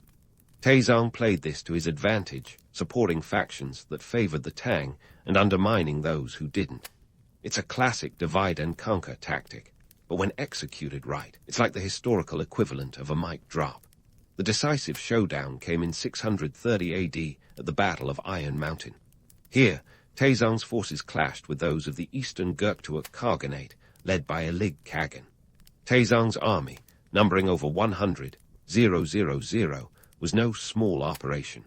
It's worth noting that managing this was like trying to coordinate a massive rock concert, only with less music and more stabbing. The Tang troops, well-equipped and well-fed thanks to meticulous planning, were able to outmaneuver and outfight the Gurktuaks. Ilig Kagan was captured, and the eastern Gurktuak Khaganate crumbled. Taizong wasn't just interested in military glory, he was also a shrewd diplomat. After the battle, instead of annihilating the Gurktuaks, he integrated them into his empire. Many Gurktuak leaders were given positions within the Tang administration, and their soldiers incorporated into the Tang military. This wasn't just a show of benevolence, it was a strategic move to stabilize the volatile northern frontier. Taizong knew that a happy former enemy is less likely to stab you in the back, and more likely to help you when the going gets tough. Of course, turning enemies into allies is easier said than done. The Gurktuaks, despite being defeated, were not about to start singing the Tang national anthem. There were rebellions and skirmishes, reminding Taizong that empires are held together with more duct tape than diplomacy. But with each revolt put down, Taizong's reputation as a formidable ruler grew. He was not just a military genius, he was a master of realpolitik, the art of making the unworkable work. Yet, let's not gloss over the grim realities of maintaining such an empire. While diplomatic overtures were being made, the soldiers on the ground were dealing with the less glamorous side of conquest. Disease, desertion, and the sheer grind of campaign life took their toll. And then there were the economic strains. Feeding an army of 100,000 wasn't cheap. The grain supply had to be steady, and the tax collectors back home worked overtime to ensure that the coffers remained full. It was a tightrope walk between military ambition and economic sustainability, a precarious balance that Taizong managed to maintain through shrewd governance and a little bit of luck. But it's the myths that often overshadow these gritty details. The romantic image of Taizong as the great conqueror glosses over the fact that his military campaigns, while successful, were also costly and complex. The Gurktuaks weren't just vanquished foes. They were part of a larger geopolitical puzzle that Taizong had to piece together with care. His ability to turn former enemies into collaborators is a testament not just to his military prowess, but to his understanding of human nature and the intricacies of power. As we look at Taizong's military campaigns, it becomes clear that the man was as much a strategist as he was a warrior. His victories were not just about winning battles. They were about securing a lasting peace, about building an empire that could withstand the test of time. But let's not get too misty-eyed. His reign, like any other, was marked by contradictions and complexities. The glory of his conquests was matched by the harsh realities of empire building, a dance of diplomacy and domination that defined his rule. So, while Taizong's dealings with the Gurktuaks might look like a string of epic victories, they were really a masterclass in the subtle art of statecraft. His ability to navigate the murky waters of medieval politics, to see beyond the immediate gains to the long-term stability of his empire, sets him apart as one of history's great rulers. And yet, for all his successes, Taizong's story is far from over. The challenges he faced at home and abroad would continue to shape his reign, providing us with even more twists and turns in this epic saga of power, ambition, and the human condition. Stay tuned, because the next chapter promises more intrigue, more drama, and more lessons from history's most fascinating emperor. Now, with Taizong's campaigns against the Gurktuaks leaving a trail of both glory and logistical headaches, the man wasn't content to rest on his laurels. Nope, he had his eyes set on the bustling intersections of ancient geopolitics, Korea, Vietnam, and Tibet. You see, Taizong wasn't just a conqueror. He was a connoisseur of cultural exchange, though sometimes that exchange had all the finesse of a tacksman with a sledgehammer. Let's kick things off with Korea, which during this era was divided amongst three kingdoms, Goguryeo, Beech, and Silla. If you think sibling rivalries are tough, imagine managing these three. Taizong, ever the strategist, saw an opportunity to extend Tang influence by playing the peacemaker, or rather, the peace enforcer. But here's the rub. Goguryeo, the largest and most defiant of the trio, was about as welcoming as a porcupine at a balloon party. In 645 AD, Taizong launched a campaign against Goguryeo, a move that was half military muscle, half diplomatic dance. He wanted to show the Koreans that Tang hospitality came with strings attached, and those strings were more like chains. Taizong's army, numbering around 100, 000 included not just Tang soldiers, but also troops from Beach and Silla, who were more than happy to see their rival knocked down a peg. The campaign was a logistical marvel, akin to organizing a medieval coach-sheller, but with siege engines instead of stages. Yet, despite initial successes, the campaign bogged down at the fortress of Ansi. The defenders, led by the legendary Yang Manshan, held out with a tenacity that would make even the most stubborn goat look agreeable. After several months of relentless siege, Taizong's forces, battered by disease and supply issues, had to retreat. The Koreans had proven that sometimes the best defense is just not giving up. Meanwhile, in Vietnam, the story was slightly different. Here, Taizong's approach was less "let's fight" and more "let's talk, and then fight if we must." Vietnam, then known as Jiaji, was a region of strategic importance, acting as a gateway for trade and influence in Southeast Asia. It was under Tang control, but maintaining authority over such a distant and culturally distinct area was like trying to keep a cat in a bath, passable, but not without some scratches. Taizong's strategy involved sending envoys to local leaders, offering them positions and prestige within the empire so long as they acknowledged Tang supremacy. It was a classic carrot-and-stick approach, and it worked, mostly. The Vietnamese weren't exactly thrilled about foreign oversight, but the offer of stability and protection from other regional threats was appealing. That said, the situation remained a powder keg, with revolts simmering just beneath the surface.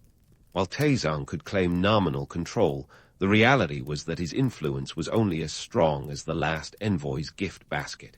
And then there was Tibet, the wild card in Taizong's diplomatic deck. In the early 7th century, Tibet was emerging as a unified kingdom under the formidable Songtsen Gampo. This guy wasn't your average tribal leader. He had ambitions that matched Taizong's, and the two were on a collision course. But here's where it gets interesting. Instead of clashing swords, they exchanged wedding rings.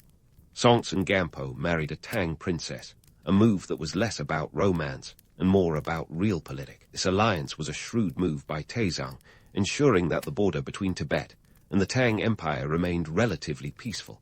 The marriage was a diplomatic masterstroke, though one wonders how the princess felt about being a pawn in this high-stakes game of international chess. However, don't let the romantic notion of marital diplomacy fool you. The alliance was fraught with tension and required constant negotiation. The Tibetans were fierce warriors and proud of their independence. They weren't about to become a Tang satellite without a fight, and skirmishes along the frontier were common. It was a delicate balance of power, with Taizong having to be as much a mediator as a monarch. Now, let's tackle the legend of the Silk Road, that famed artery of commerce stretching from China to the Mediterranean.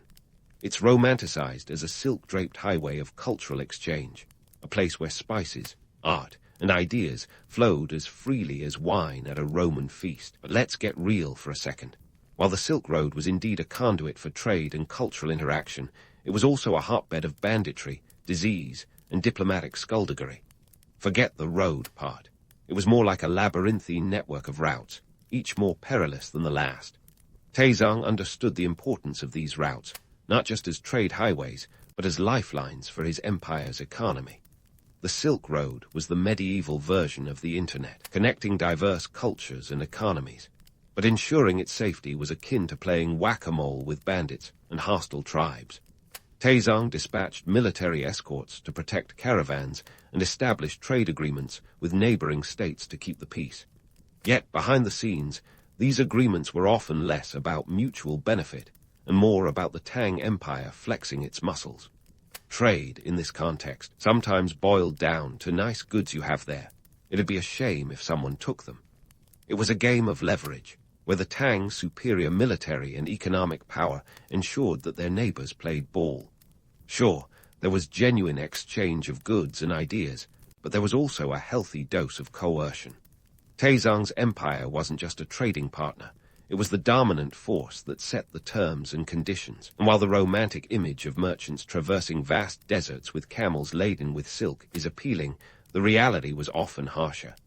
Traders faced not just the threat of robbery, but the brutal elements of the desert and the high passes of the mountains.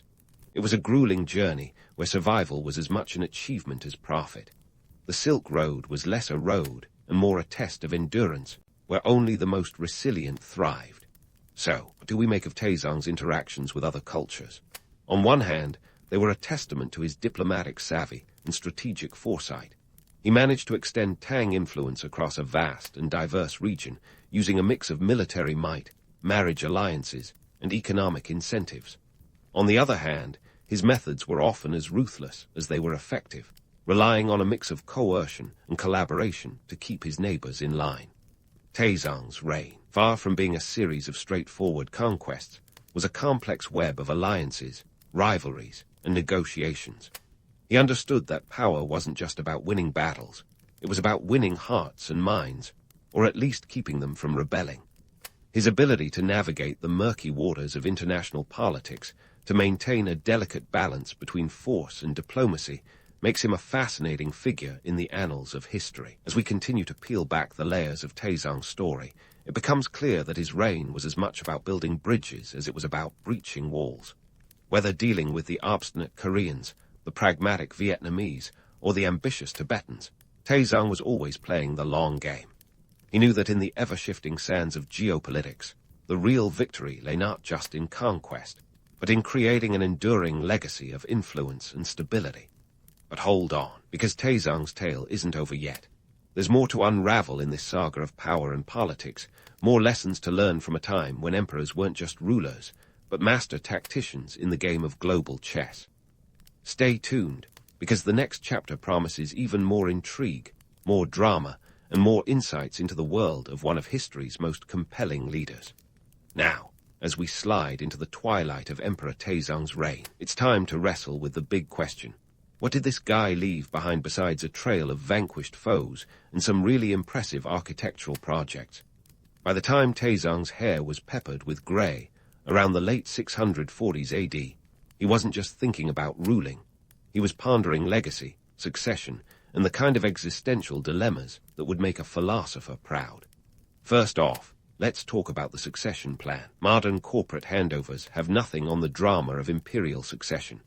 Taizong, with all his political savvy, knew that leaving the throne without clear instructions was like leaving a toddler alone with a jar of cookies. Chaos was inevitable. His son, Lai Jai, was the chosen heir, destined to become Emperor Gaozong. But the transition wasn't as smooth as a silk robe. Taizong, ever the chess player, had to maneuver through court politics, ensuring that Lai Jai's path to the throne didn't resemble a medieval version of a reality TV show. Here's where it gets intriguing. Taizong's preparations for Lai Jai's ascension were thorough to the point of obsession. He didn't just hand over the keys to the kingdom. He practically gift-wrapped them with a bow of advisors, military leaders, and bureaucrats who were as much babysitters as they were mentors. Lai Jai, though young, was no fool. By the time he took the throne in 649 AD, he was well-versed in the art of governance, thanks to his father's rigorous training regimen. Picture a young emperor who had been groomed like a racehorse, minus the oats, and with a lot more Confucian texts. And what about Taizong's own later years? He wasn't exactly lounging around reminiscing about the good old days.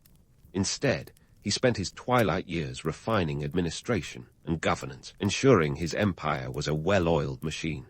This wasn't just about leaving a legacy of power. It was about ensuring stability. He reformed the legal system, making it more equitable, and continued to strengthen the empire's infrastructure. It was the kind of attention to detail that would make a Swiss watchmaker nod in approval. But let's not get carried away with the notion of Taizong as the benevolent elder statesman. Even in his final years, was as ruthless as he was pragmatic. Challenges to his authority were crushed with the kind of efficiency that would make a mob boss envious. Dissidents were dealt with swiftly, ensuring no one got any funny ideas about testing the old emperor's resolve. It was a delicate balance between being a wise ruler and a feared autocrat, a balance Taizong managed with the finesse of a tightrope walker. As we look at Taizong's legacy, the myths that surround him are as fascinating as the man himself. There's the romantic image of Taizong as a philosopher king, a ruler who brought peace and prosperity through wisdom and might. This narrative, while appealing, glosses over the blood-soaked path he took to the top. His reign was as much about realpolitik as it was about idealism. The reality is that Taizong's success was built on a foundation of strategic alliances, ruthless power plays, and a keen understanding of human nature. Yet, it's hard to deny that Taizong left an indelible mark on Chinese history. His reign is often considered the golden age of the Tang Dynasty, a time when China was not just a country, but a civilization at the pinnacle of cultural and economic power. Under Taizong, the empire expanded its borders, enriched its culture, and solidified its position as a central player on the world stage. The Silk Road thrived, carrying not just goods, but ideas that would shape the medieval world. But let's pump the brakes on the hero worship. Taizong's story is a textbook example of the great man theory of history, the idea that history is shaped by the actions of extraordinary individuals. While there's no denying Taizong's impact, it's essential to remember that he was also a product of his time. His achievements were built on the backs of countless soldiers, bureaucrats, and ordinary people who toiled to make his vision a reality. The empire didn't run on charisma alone. It ran on the sweat and blood of those who served it. So, what can modern leaders learn from Taizong? For starters, the importance of a clear succession plan cannot be overstated. Leaving power without a roadmap is a recipe for disaster. Taizong's meticulous planning ensured a smooth transition, something modern CEOs might want to jot down in their little black books. Additionally, his reign demonstrates the power of adaptability. Taizong was a master at balancing tradition with innovation, a skill that allowed him to navigate the complexities of ruling a diverse and expansive empire. Yet, perhaps the most significant lesson is that power, while intoxicating, is temporary. Taizong's legacy, as enduring as it is, serves as a reminder that even the mightiest rulers must eventually pass the baton. His story is a testament to the transient nature of power, a narrative that plays out time and again in the annals of history. As we wrap up this saga of ambition, betrayal, and leadership, it's worth noting that Taizong's reign was as much about constructing a narrative as it was about building an empire. The myths that surround him, while romantic, are also a testament to the human desire to find meaning in the chaos of history. Taizong was not just an emperor, he was a storyteller, crafting a legacy that would echo through the ages. So there you have it, the life and legacy of Emperor Taizong of Tang, a ruler who understood that history is not just written by the victors, but by those who can weave a tale that endures. His reign is a reminder that the stories we tell about our leaders are as important as the deeds themselves, a narrative that continues to inspire and caution us in equal measure. And with that, our journey through the life of one of history's most compelling emperors comes to a close. Until next time, keep questioning the myths and seeking the truths that lie beneath.